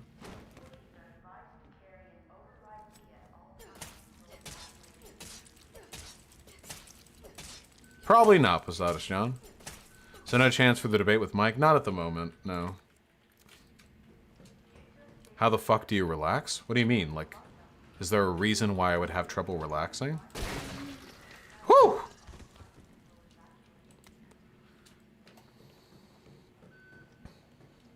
I don't think RE4 needs to be remade. It's already a fucking masterpiece. Just take all of that development time and put it towards a new Resident Evil game. You're not gonna get up, are you? You look like you're kinda down for the count, but... Yeah, you don't look like a zombie. Your life seems so stressful. I will admit that for the first 8 or 10 months, I was very, like, frazzled all the time. Like, all the time. But since then, I've been doing a lot better. How do you feel about remakes in general? I don't like them. I think that sometimes they're valid if they bring, like, an aging piece of media people can't really even use anymore to, like, people's attention. But usually they're just cash grabs. Thank you, 8D5D2D Derek. True, Demon Mama. You plan on playing RE4 anyway? I mean, I already played it on stream, but yeah, actually, yeah. I am an expert on RE4. I have played it so many times. I would love to play the remake just to, like, be mad at it, you know? Spunk Rock with the $5. Who are the hottest people you've debated? I don't know. Ha, Destiny. I do think that Destiny is cute, but, well, I do think that he looks cute. Demon Mama, you know goddamn well that's not the same. I mean, I debated Blair White, but I'm not into the bimbo look. Hunter's very cute. Well, Panic Stasis, because it's a zero-sum game. Energy has to go somewhere, you know? If energy is being put into a remake of a game that's already perfectly playable, then that's energy that's not going towards making a new game. And I'm always going to prioritize the creation of new art over the, over, like, cashing in on pre-existing art. Fine, whatever, that's just my opinion. Fuck off. Suck my dick, all of you. Fuck off. Shitters. Ooh, wait, that's true. That's true. Lumi Roo. I don't think of Lumi Roo as like, okay, I hope this isn't something they would mind me saying. I don't think of Lumi Roo as like sexy because they're so wholesome, and I feel like their content is very like purged of sexual like frivolity, you know? It's not very sexual or sexualized. However, Lumi Roo is pretty fucking hot, in my opinion. IMO. I am humble O.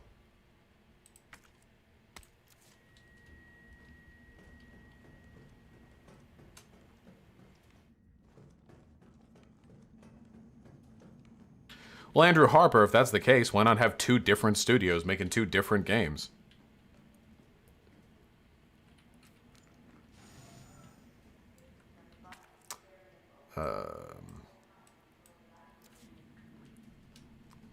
Wow, I'm sorry, Hyena. Are you shit-talking Lumi Roo right now? How would you rate RE3? Should I pick it up? Play RE3 if you don't mind spending $60 in a game that's probably only going to take you like 8 to 10 hours to run through. Probably even less, actually. I take way, way, way longer because I'm A, playing on hardcore, B, I'm streaming, which means I have to frequently stop to talk to chat, and read donations and stuff.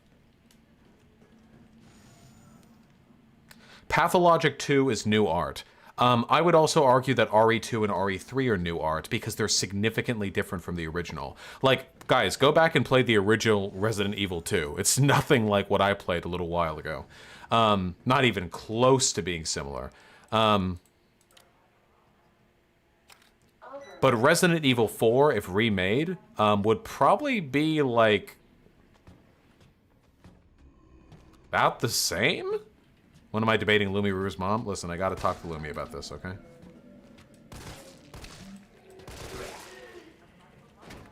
Damn, he dropped!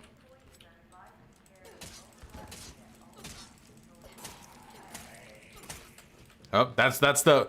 Because we've learned this, folks. Like, they even when they're getting up, they'll lunge at you. Yeah, fuck you. Jakaria 3, I love you, but asking to go on stream is not the same as getting to go on stream. Wowie wowzer, I don't know.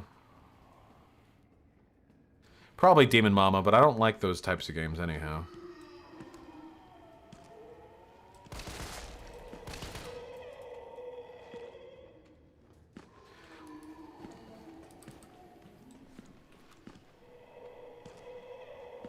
We good over here?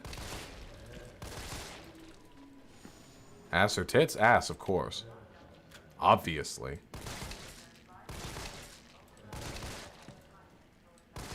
Dude, can you chill?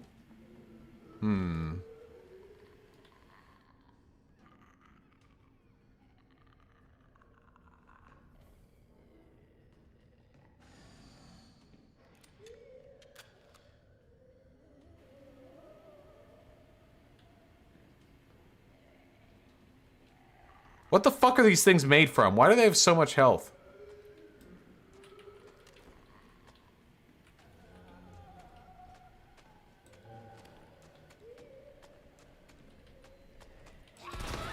Wait, I shot you!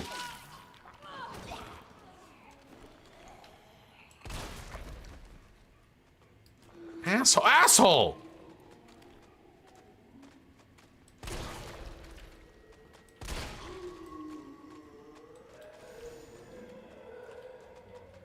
Okay, dude. At least they don't do more damage than usual.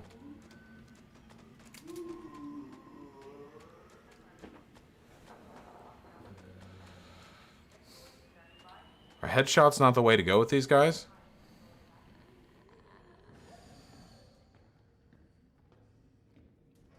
That is a tough question, Panic Stasis. They're weak to Magnum headshots? You don't say. I'll try it out.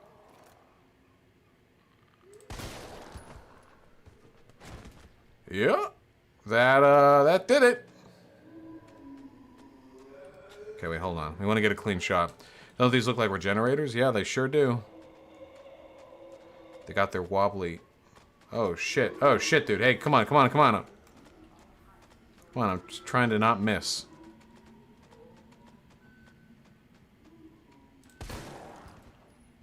Wow. That really does it, huh? I guess their skull's just that thick. Gotta use a big bullet.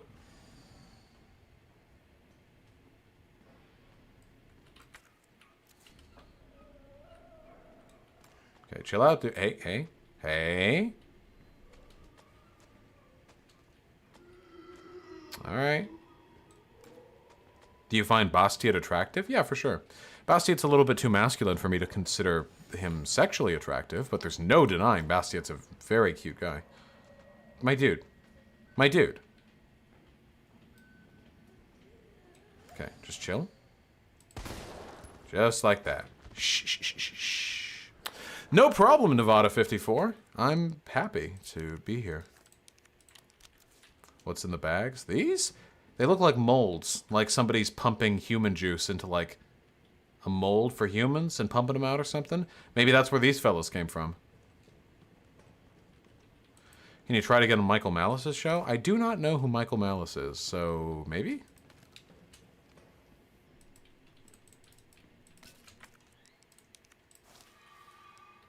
Not the best use, but I'll take it. Kabacha the 213. If you were forced to debate only one kind of person, Nazi, Nazbot, and Capital B, the rest of your life, who would you choose? If I could only debate one type of person for the rest of my life, it would just be regular conservative. Because that's the largest group that I feel I need to bring over.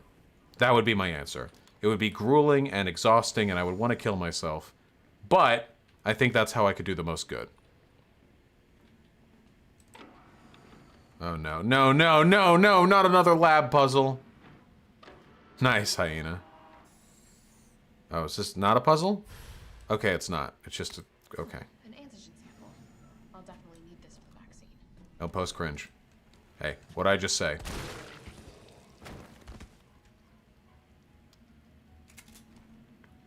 Panic Stasis. I've been on the DP podcast twice. What do you mean?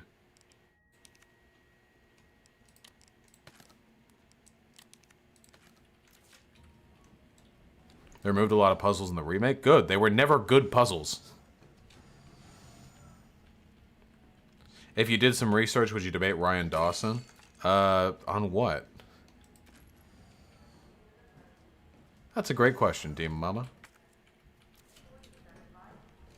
Since the Ralph thing? Well, yeah. I've talked a little bit to the DP boys recently. Hold on. My friends... Who's the hottest bread tuber? Well, for me, it'd be Contra, but... Whoa! Whoa, wait, whoa! Did he just fall? What? Did that fucker just fall?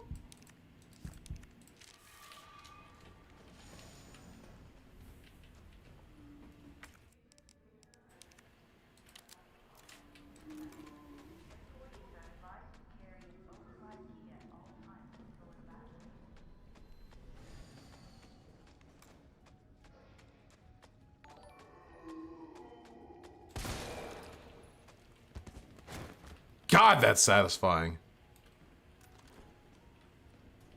Wait, actually, I take it back. Hold on. Is Peter Coffin's ex-wife, Ashley Coffin, a bread tuber? If so, I'm changing my vote. Holy fuck. Jesus Christ, that hair. So pretty.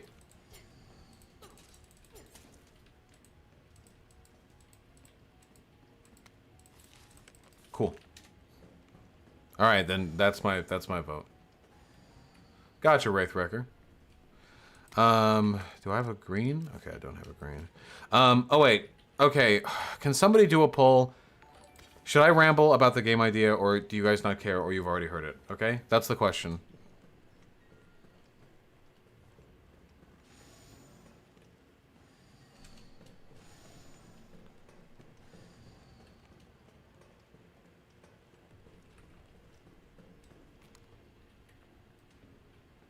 Is she actually terminally ill? What the fuck are you talking about? Terminally ill? Did I say something that you've sarcastically interpreted to mean something other than the intended meaning?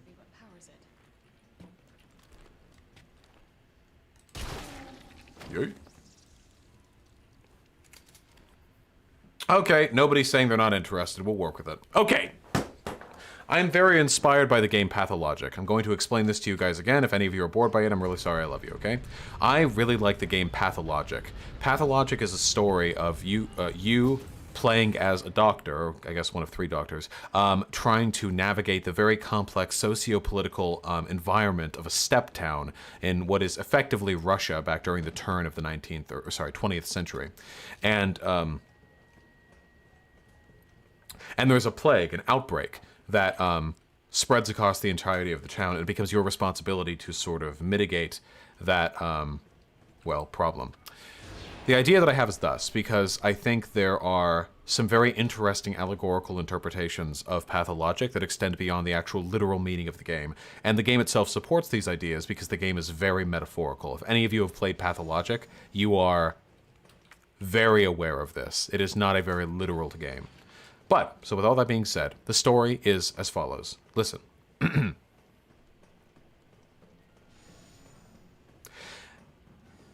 The year is 1920, or at least it's a year similar to 1920. The actual year is not said outright, but it is effectively 1920. The level of technology, the social situations, they are similar to as such. And you are an agent, a spy, as a matter of fact, from a country very, very, very much like Russia. You're being sent along a train track west towards a small country in the middle of an X-speed Central Europe.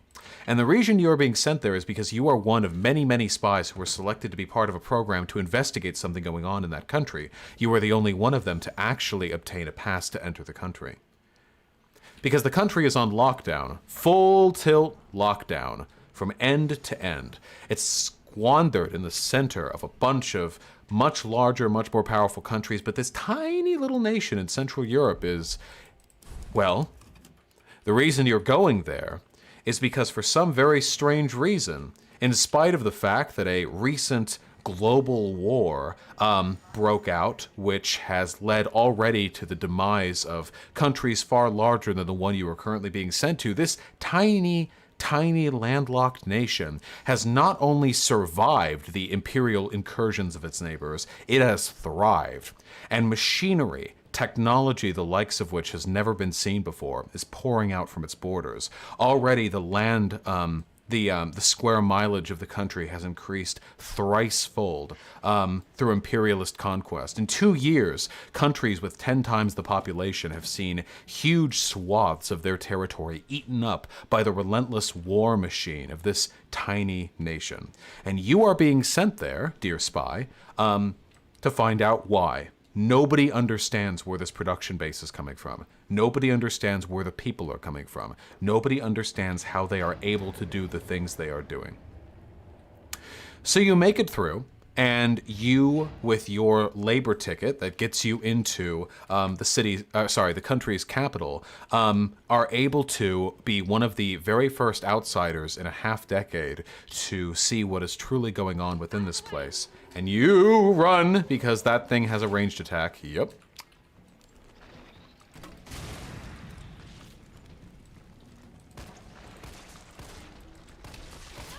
Really? Real? The capital is strange. How did you get that fast?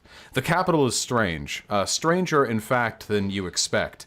You knew things would be different, but something here is Just 15 years ago, you went to this country on holiday before the global war broke out. You didn't expect what you see as you arrive there. What you see is, above all else, a dedication to utilitarian efficiency that dwarfs the neighboring nations. This capital is segmented into industrial and residential districts. There are no stores, no shops, not really. Little corner shops and mom and pop outlets operated by aging citizens, sure. But real commercial satisfaction, movie theaters, grocery stores as we understand them, these things are not there. The city is bleak and it stretches outwards, seemingly infinitely. And you, as a spy, are tasked with the necessity to understand what exactly has come to this country, what has become of it, which has allowed it the industrial production it has been swamping the world in. The game takes place, as Pathologic does, over... Yes? I made myself the air fried chicken, but I also made the other kind to try it. Do you want to try it? The other kind? Yeah. Yeah, sure, bring it in. I'm not coming in. Okay, I'll get it. I haven't tried it yet. That's good. Alright, nice. Good brand.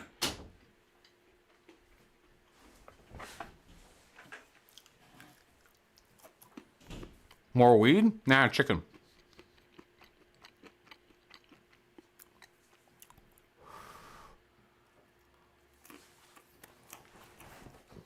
Mmm.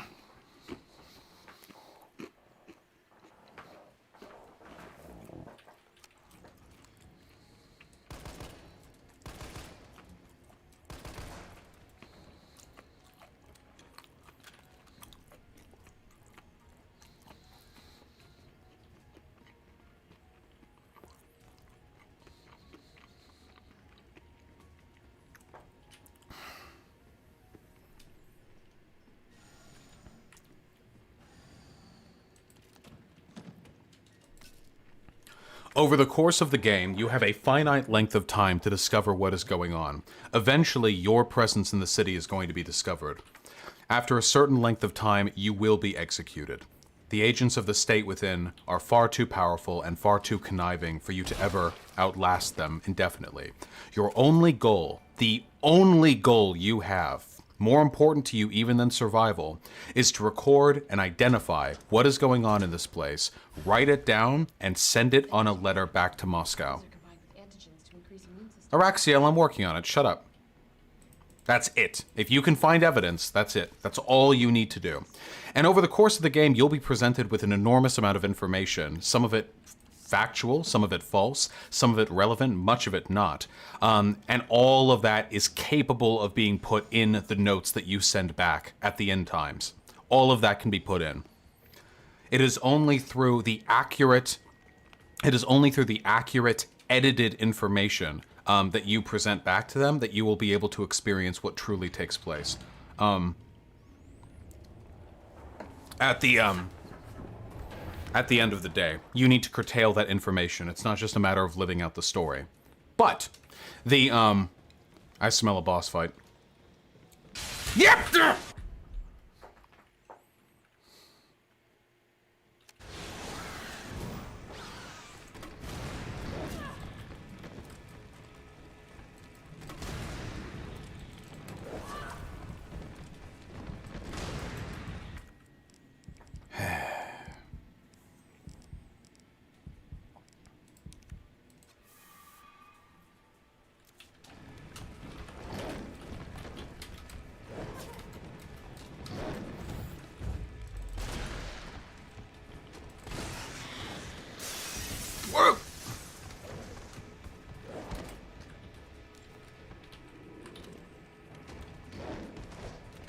Refrain!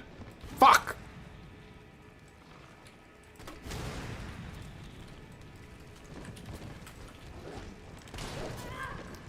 And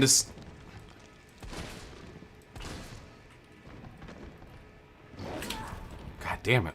And to quickly summarize a whole lot of imagined gameplay. Let me out. Thank you. To quickly summarize a whole lot of imagined gameplay, the actual duration of the game is about investigation. It's about becoming familiar with this town, learning all of its nooks and crannies, familiarizing yourself with its important locations and dates and times, its history, learning to get along with its people, a people with whom you can only scantily communicate because you do not perfectly speak their language, and imperfectly speaking their language will increase the likelihood of you being caught by the authorities, as, after all, no foreigners are made to be within this country. So you have to investigate, and over the course of your investigation, you discover essentially the following.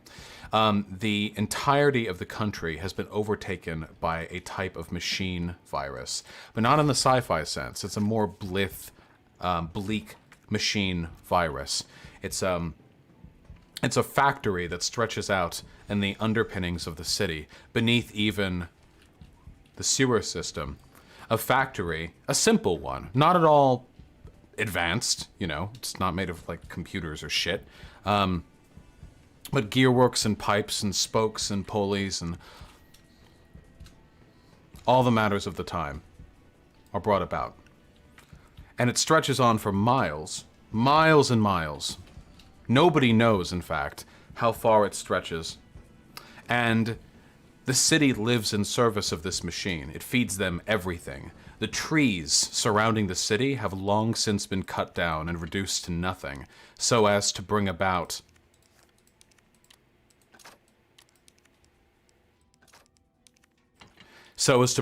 the greatest amount of material production in service of the factory. The mountains and their coal have been laid bare. The iron, the tin, the copper have been poured long deep into the mine, and the oil, that brackish fluid, has been drained from every square inch of dirt that can be found anywhere within the rounds of the continent. So outwards they expand, even though they've already won, even though they've already defended their borders, even though they already have everything they need to survive the war, because the machine beneath them demands it. People, too, were sent down there. People are marched down in droves, you know, undesirables, the homeless, but every once in a while, occasionally, a statesman or a wealthy entrepreneur, because it is through their sacrifice that the brain trust of the machine is maintained. The machine's will is to do that which those who are sacrificed to it do, and it produces for the state tanks.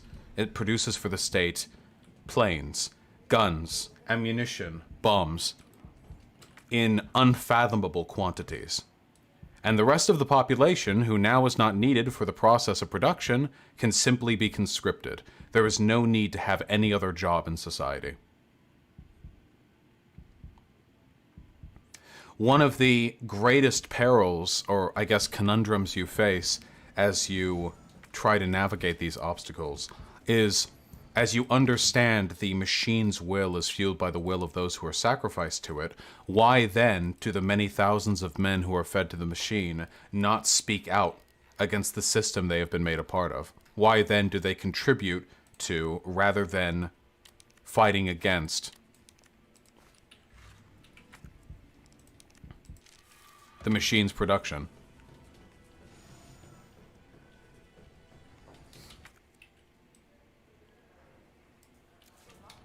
Anyway, that's the gist of the game. That would be the broad setting. It would be an attempt to investigate a hyper-industrialized war power to ascertain the extent to which and the reasons why they have... Do you even know about primary gameplay loops? Shut the fuck up, DPico. The primary gameplay loop would be like about trying to... I mean, similar to Pathologic, I'm not shy about my influences. Try and deal with preset events that take place each day, navigating them as best as you can while trying to obtain as much information as possible. Well, yeah, Raxio, yeah. There is a lot of... I mean, I can't ramble forever about it. Also, I am high. But that would be, like, my goal, ultimately. Like, to have, like, a great deal of nuance. Search for an antigen and an adjuvant? Where do I go? Wait, where am I going next? Hello? Oh my goodness. Thank you, comrade. Okay, I have to go here, I think? I don't know if I missed this. Is this a roguelike? No. A full like gameplay would be like 30 or 40 hours ideally. It could be a good book. Yes, that could also be a good book. It's just an idea. Oh, Wraithwrecker, having played a ton of games, I feel like if I was put in a position to design such a thing, I feel like I could make a fairly interesting gameplay loop. I feel like hardcore capitalists would unironically love the game. Yeah, probably. Have I ever read Player Piano by Kurt Vonnegut? Yes, I have.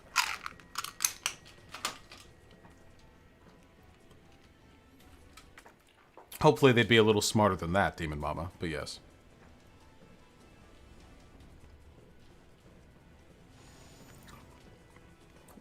Look, whatever. I'm glad you guys like it. Have you ever worked with game engines and coding? Very minimally. Very, very, very minimally. I've spent a few weeks trying to fuck around with, like, Unity code, but I've never been able to...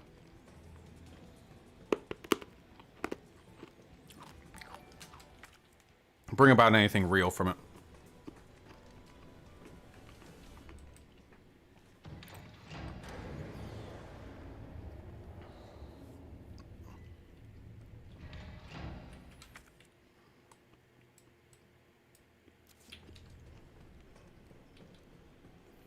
Did you see Mark Zuckerberg donated $6,000 to Destiny? I do not think he was being serious when he made that comment. Ha! True, bouncy boy. Pathologic is just a Dead Rising clone. Let it be said. Let it be known to the plebeians of this world. Wait, where am I going?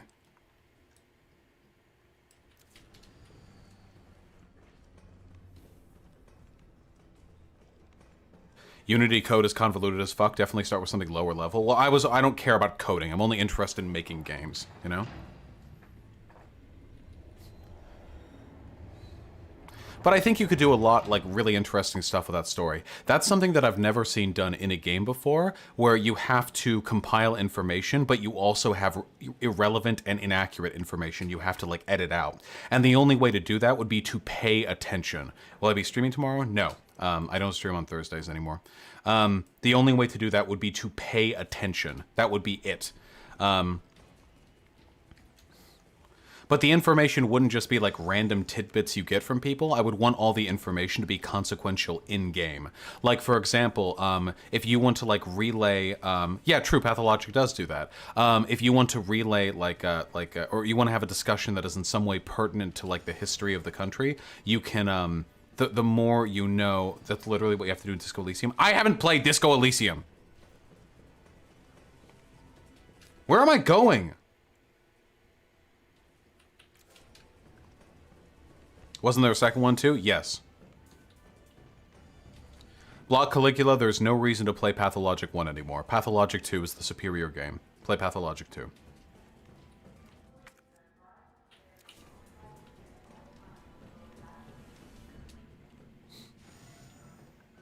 But yeah, you'd have to pay attention, and the more information you obtain, the greater your ability to obtain future information as well.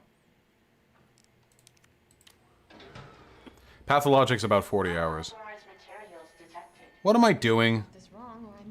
What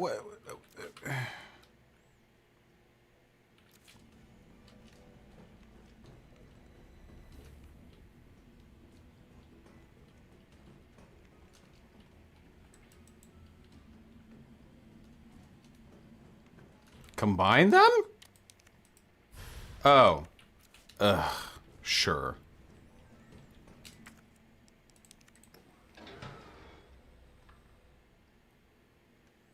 What is this shit?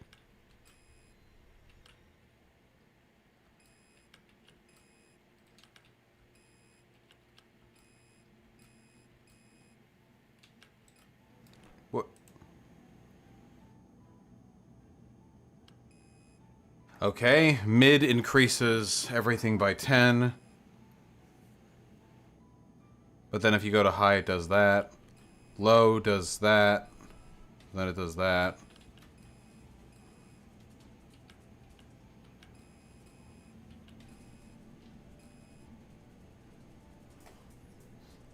So I want them all to be in the green?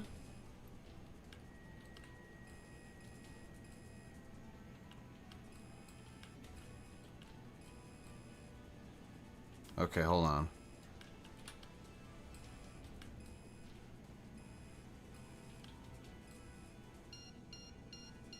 Got it.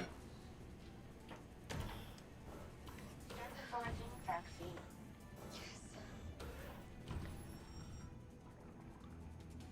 Synthesis complete. Please remove the vaccine canister. Well, Kelicon, of course, I think that would make for a good D&D setting as well, but I think that that could be programmed into a game. It would just take a fuck ton of writing. I'm pretty sure that Pathologic the game has... Oh, boy. I'm pretty sure Pathologic the game has, like, novels worth of writing in the dialogue. That is some weak stabbing shit, dude. Holy shit, that looked awkward.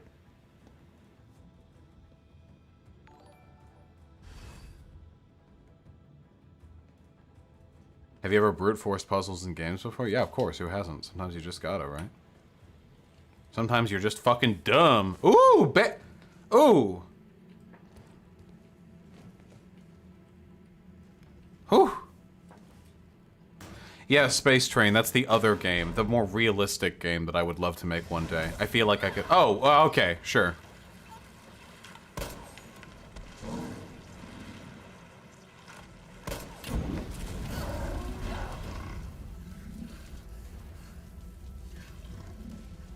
I can see why the quartering got mad over this.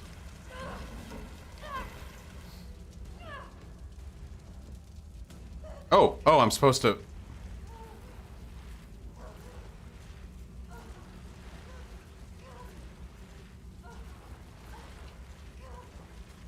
Do I just hold it?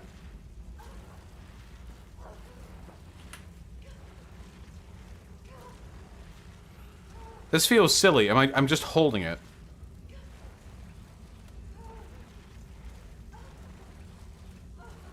No, spamming it doesn't work. That's when I slid back. Our Candy, the goal would be free movement, that you could move around the entirety of the city. That you can move around. Well, some parts would open up because the factory that extends underground is at some points prominent above ground. And at those times, you know, those are like elite areas you'd have to like put some effort into getting into, but it should be something you can like walk around the town as you do it, because the game would hopefully like allow the town to change and develop with time. All right, I feel a boss fight coming up. Yep, I feel a boss fight coming up. Yep. Can you debate a guy called Omni-Liberal? No, what is it? Is that Destiny? Where did these mixed herbs come from? Have I just had these whole time?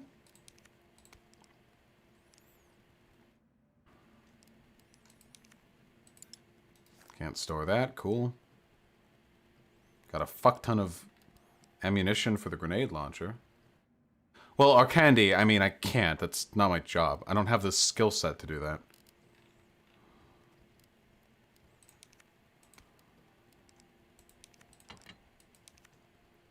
He's in Viewer Collins? Yeah, but why?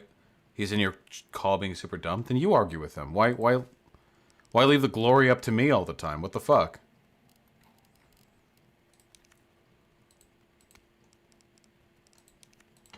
Okay, hold on. I want more mag ammo. That's what I want. Get it in there! Gah! Gah!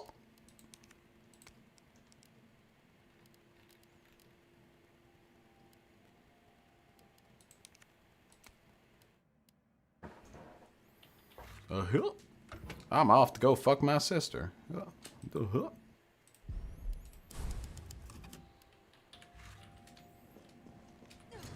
Hey, what's that?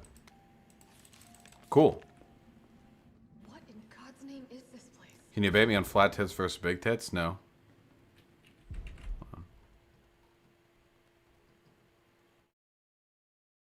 Well, Kelicon, no, there would be some elements that would be like disseminated in a linear fashion, but the goal ultimately, like Pathologic, would be to have everything open to you at once.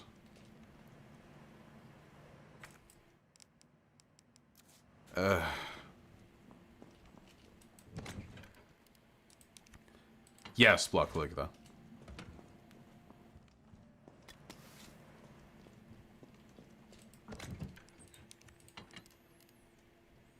I am really running up against my inventory limitations here. Let me tell you. If I had to pitch it to a studio... I haven't thought about any of the... pitching it to a studio. Are you guys kidding me? Listen, I'm just another fucking no skill, no talent dipshit who just likes the idea of making a video game one day because I have no social skills. And I'm just trying to engage with the mediums that I'm familiar with, okay? That's it, all right?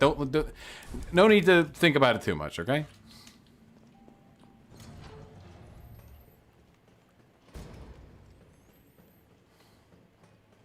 Yeah, the ideas guy. Let me tell you, folks, there is nothing... listen, I'm mostly calling myself out here, okay? But y'all need to know this, all right? There is nothing more hated in the video game industry than the ideas guy. Can you code? No.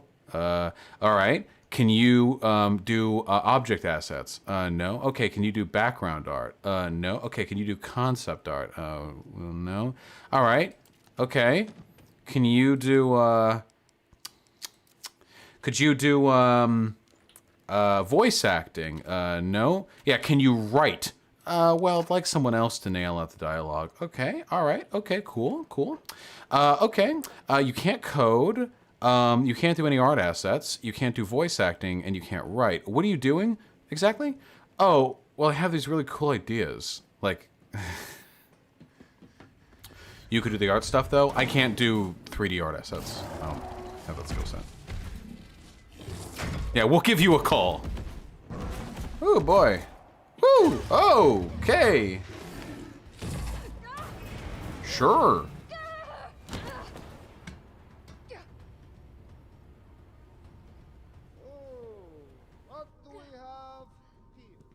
Who are you? The city needs that vaccine. More than I do. So quiet.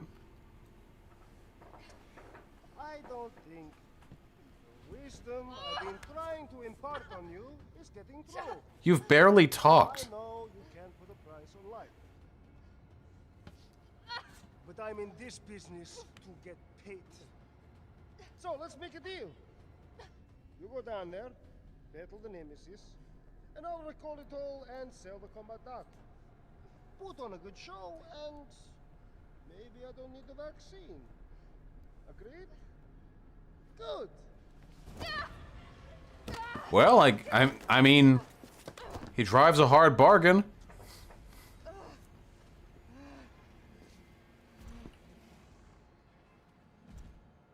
All right, fuckface. All right, you gonna do that weak attack? I mean, that weak point thing where your chest pops out?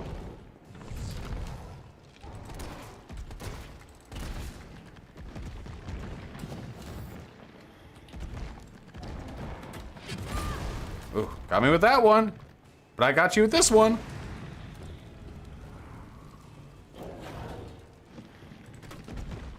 Fuck. What is that? Hey, watch yourself with the new attacks, buddy. That looks relevant. Is there a control panel anywhere down here? What? Jill, is that you? Oh. Carlos? You're okay. Let me spot for you. Good idea. What does that mean?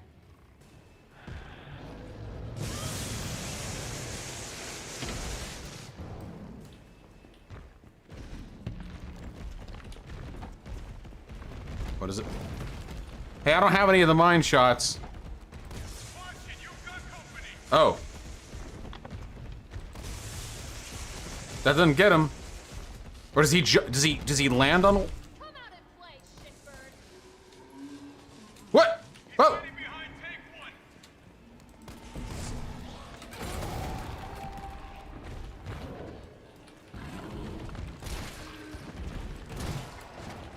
At least we both don't like the zombies. Woo! Ooh, you like that? Fancy feet!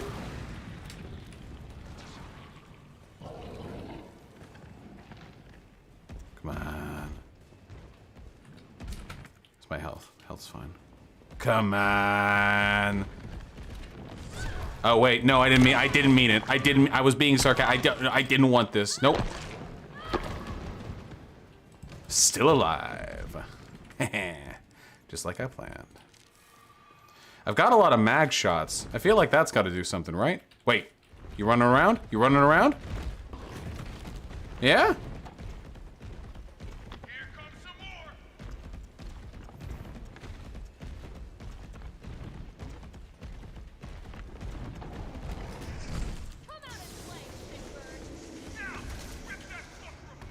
Oh, I'm gonna rip that fucker apart!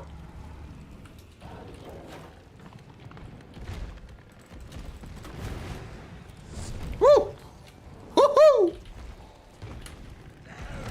Shit!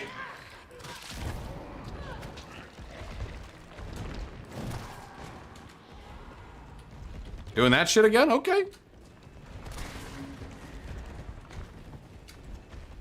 Got some more incoming.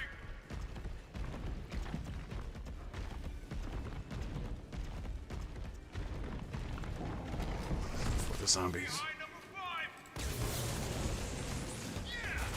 Yeah! I like Carlos. Good energy.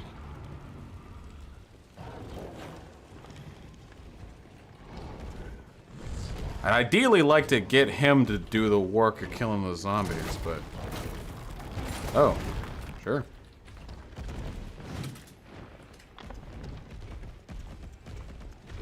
You suck.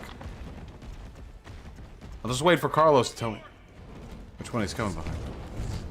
Number 1. I got this. Woo! Not what I intended to hit. But I'll take it. Thanks, Carlos. You know, I always appreciate your sense of humor in these trying times. Oh, that didn't work.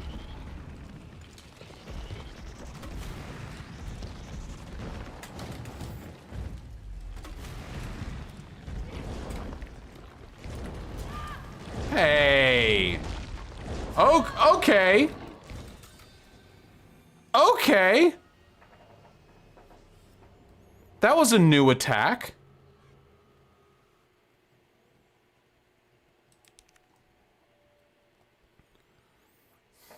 Carlos, you piece of shit. I feel like I can't really improve on this. Actually, wait, hold on. Yes, I can. Yes, I can. Yes, I can. I don't need the knife, I don't think. We replace that with another first aid. I've got plenty of grenade ammo. You ever feel like an NPC in someone else's story? No, can't say I have.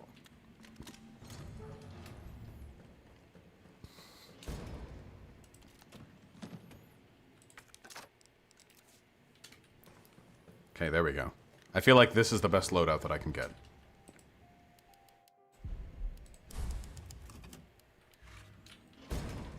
Yeah, I can't put the vaccine away, sadly.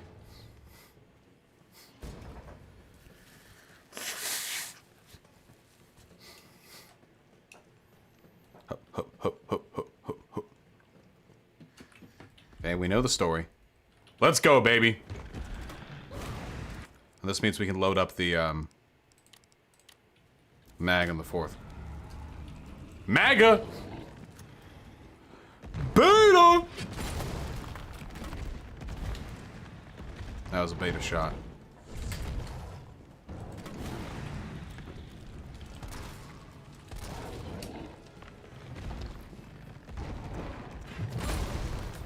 Didn't get me.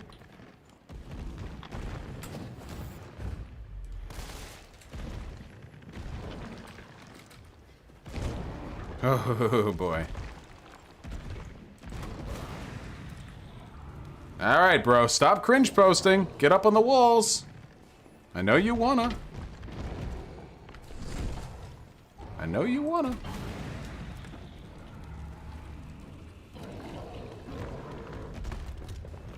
Yeah. Yeah. Let's diggity doggone do it. Maito, if you thought this game has very little freedom of movement, you should have seen Resident Evil 2. There was no dodge. You just have to, like, walk away from all attacks. It's crazy. Come on, come on, come on, come on, come on.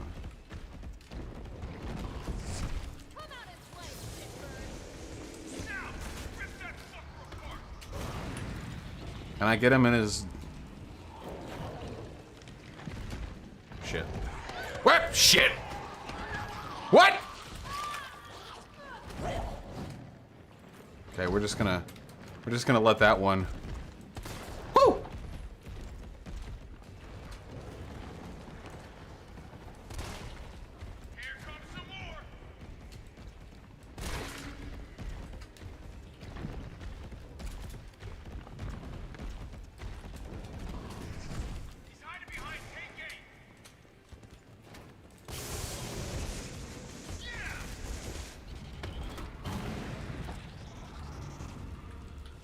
Okay, okay. Ooh. Got him. No, no, no. What? Are you a dog? Okay. Got some more incoming.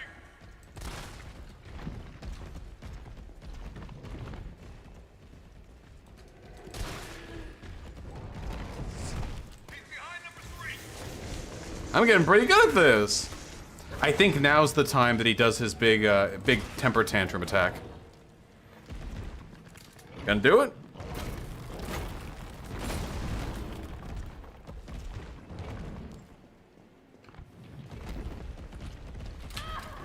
That was not a dodge.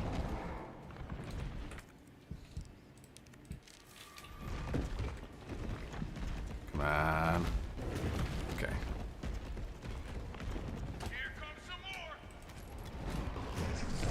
What?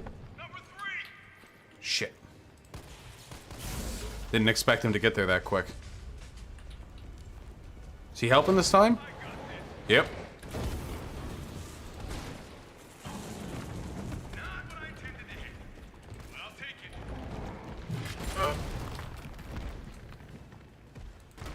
Get the zombie! Hit him!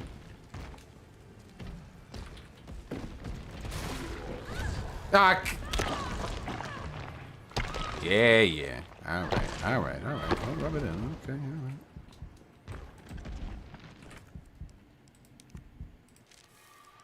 So got plenty of health.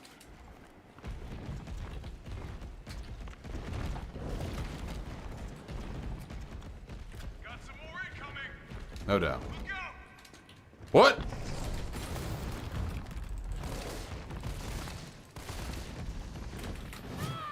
Shit. Oh, here's the... Oh, oh, there we go. That's the attack I was worried about. Yep. Oh, he's still doing it.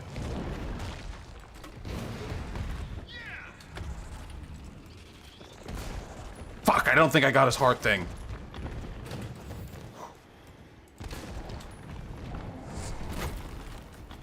Yeah!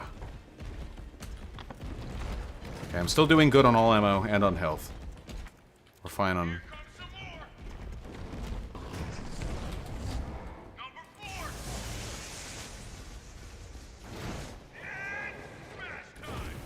It's smash time.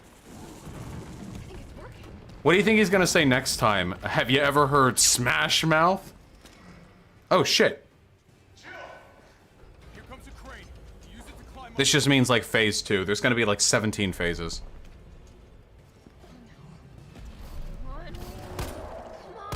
I wasn't using a pistol in the cutscene.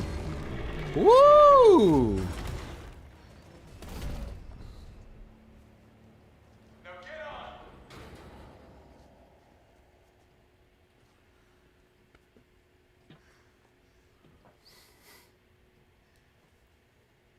They don't, you can't. This is only going to make it stronger. I have seen Resident Evil. This is only going to make it stronger. I don't know how or why, but it is only going to empower him.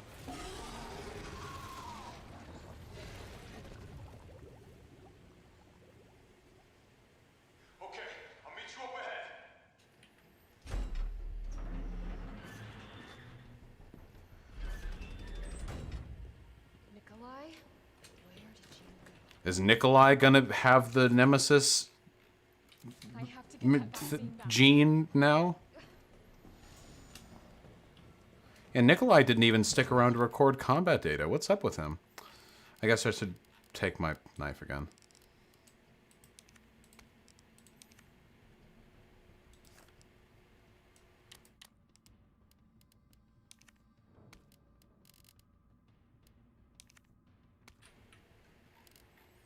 Yeah, sure.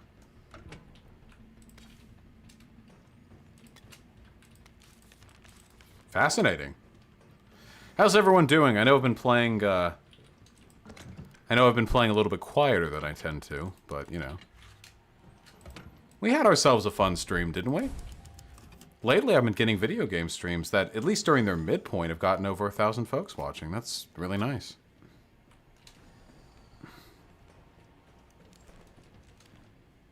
This is the next boss arena area. Also, Hyena, if you're watching this, I'm gonna try and finish this game tonight. I might end up going 15 minutes late. It's done. Give me the vaccine, you greedy son of a bitch. No. You print money. I like her. We shall make ours an ongoing arrangement. Now drop the gun.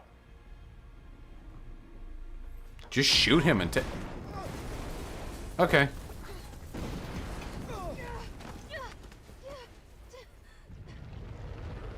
Yep. Yep.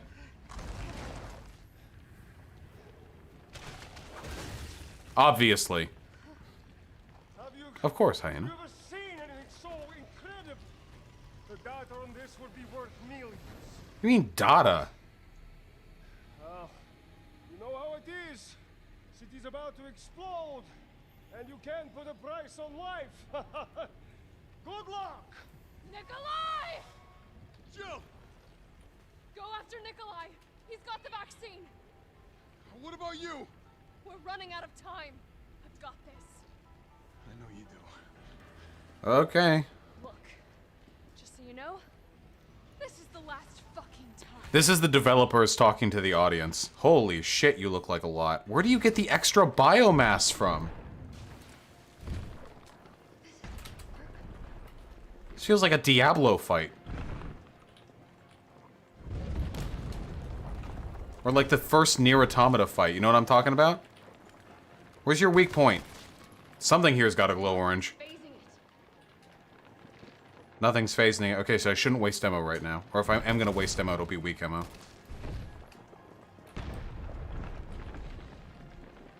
It's not particularly fast. Okay.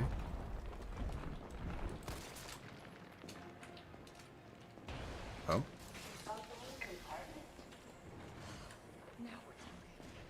What are you? Hello there! You can't lift that! Horse shit! That thing looks like it's 400 pounds! What the fuck is this?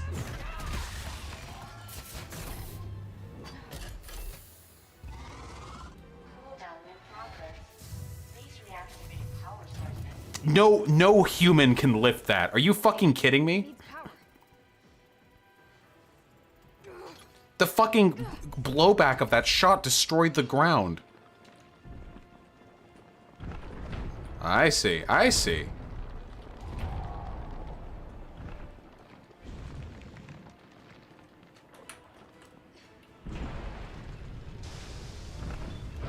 Oh. Alright, I didn't see that one coming. Hey, no one-hit kills, okay? That's a one-hit kill. Okay. I said no one-hit kill. I very specifically said no one-hit kill. I guess I'm not technically full health? Hold on, I'll just take some regular green herbs, I guess, to see? No, get the other one. Mr. X or Nemesis? Mr. X was a way more fun, like, antagonist. Arabian Anarchy, it's a smidgen true. What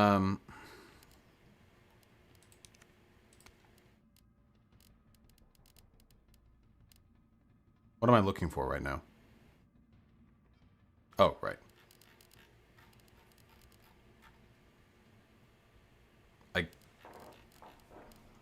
I guess I don't have any green herbs? I'll just work with this. Sure. Okay.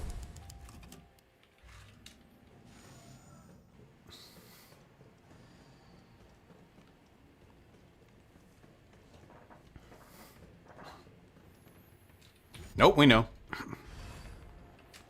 All right.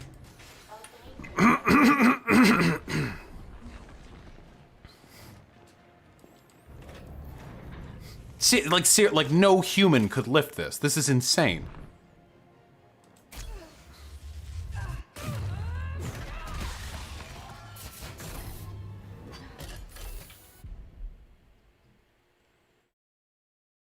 Nice, hyena. Okay. Oh, wait, we got some jigglies. Oh. Well.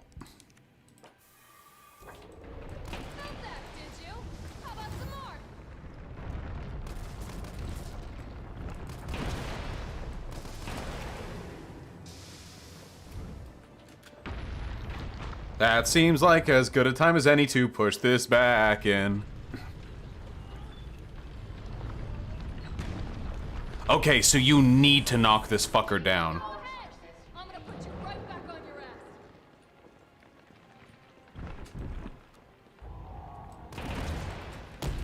Woo! Hey, whoa, whoa, whoa! Hey, chill, chill. This reminds me of the curse-rotted Greatwood.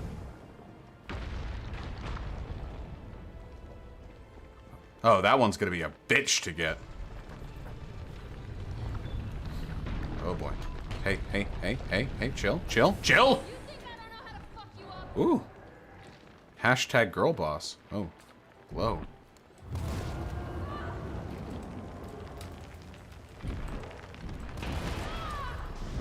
Alright, okay. I'll admit, that hurt. Okay, alright, yeah, no, yeah, okay, alright, yeah, no. I might need to get more pistol ammo for this encounter. I never thought it'd be so useful. Whoa! Okay.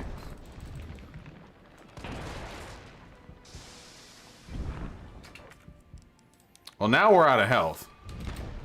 Which is an issue. Oh, that didn't hit me!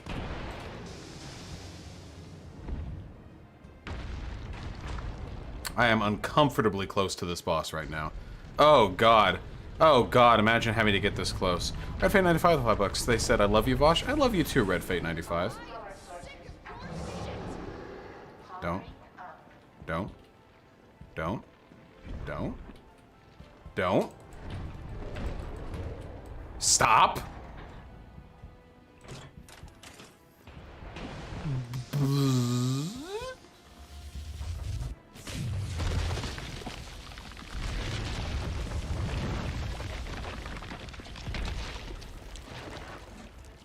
Not dead. Oh, oh, oh. Wait, do we still have power? Oh, I guess we still have power. Next time, take the fucking hit.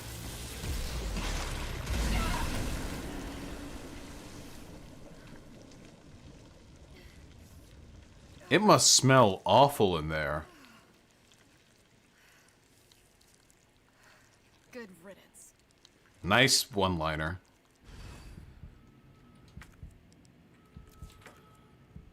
Oh yeah, they're like healing items all over the place here. I was expected to have to recharge all the shit on the side at least like 4 more times. Yeah, look at those hand grenade. What do I need all this for? That fight wasn't too demanding.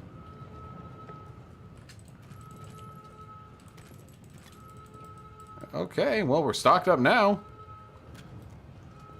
Yeah, that's true, Trans Girl Lily. Giant bosses are always really fucking easy, because they have to be slow to be fair.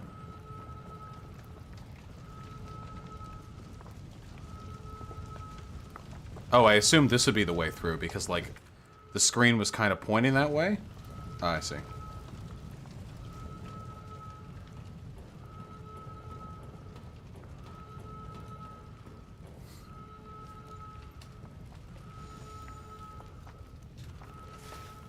This feels like a cutscene hallway. That's lasers. Is that lasers? No, okay, it's not lasers.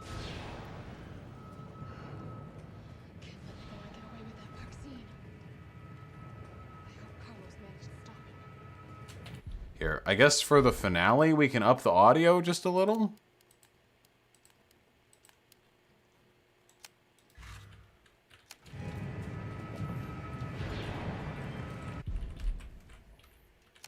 There.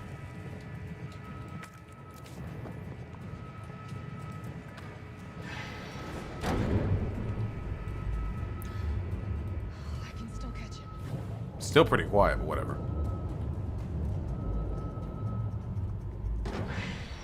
That's true, Manus was a pretty huge boss. What is a nonce? Pretty sure nonce is like a British term for a dumb person.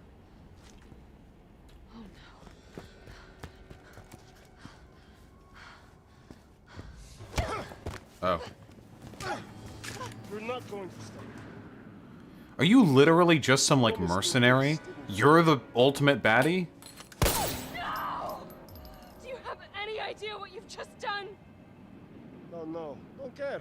My client ordered me to reduce Umbrella to rubble. 10 minutes until missile impact. The missile has launched. And that is my cue. Wait, does this Goodbye. Umbrella base have a missile launcher pad?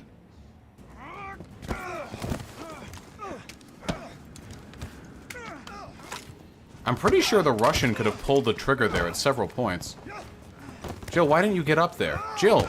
Jill, you weren't injured. Jill! Jill! Jill! Okay. Jill! Shoot him! I can't. Carlos is wearing a bulletproof vest. You have to! Just shoot him in the, shoot the Russian in the chest.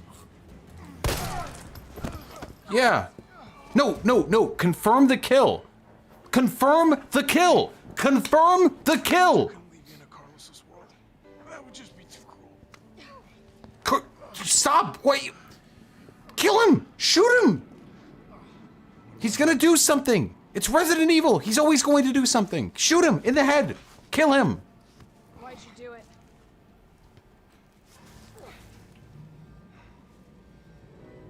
There's a price tag for everything. Even letting the world burn. Who are you working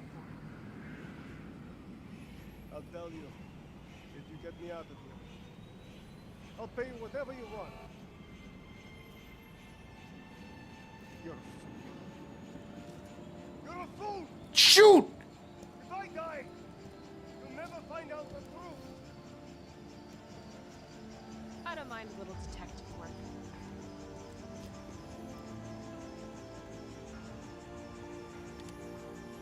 Don't just leave him there. Now he's gonna live and show up in like Resident Evil 19 or something. I don't know.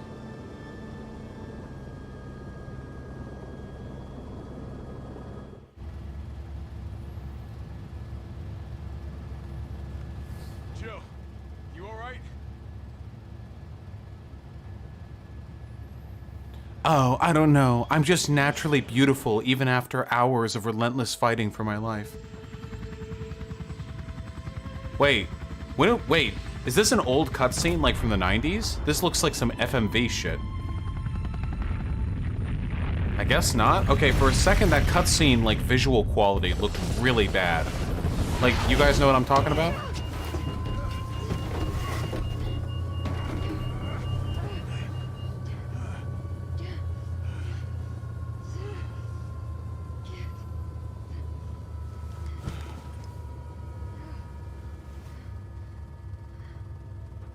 That was really abrupt. I feel like nuking a city and nearly escaping it should be like a several minute long cutscene and not 12 seconds of seeing the city light up and then they're like, whoa! I feel empty and cold as the heat of the nuclear fire washes over us. This death wasn't from zombies. The real zombie was greed. Human greed, not zombie greed, just to be clear. ashes of Raccoon City would be Umbrella's ashes too. I would end them. I am against the company that killed millions. Wow, that was the most abrupt fucking ending I've ever seen in my life. Holy shit. That they just dropped that one out of nowhere. I expect there to be way more shit at the end.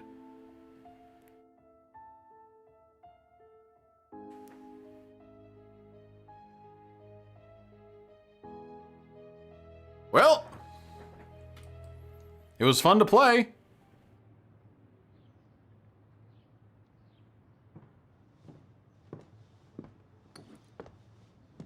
Yeah, it wasn't an ending, the game just stopped happening.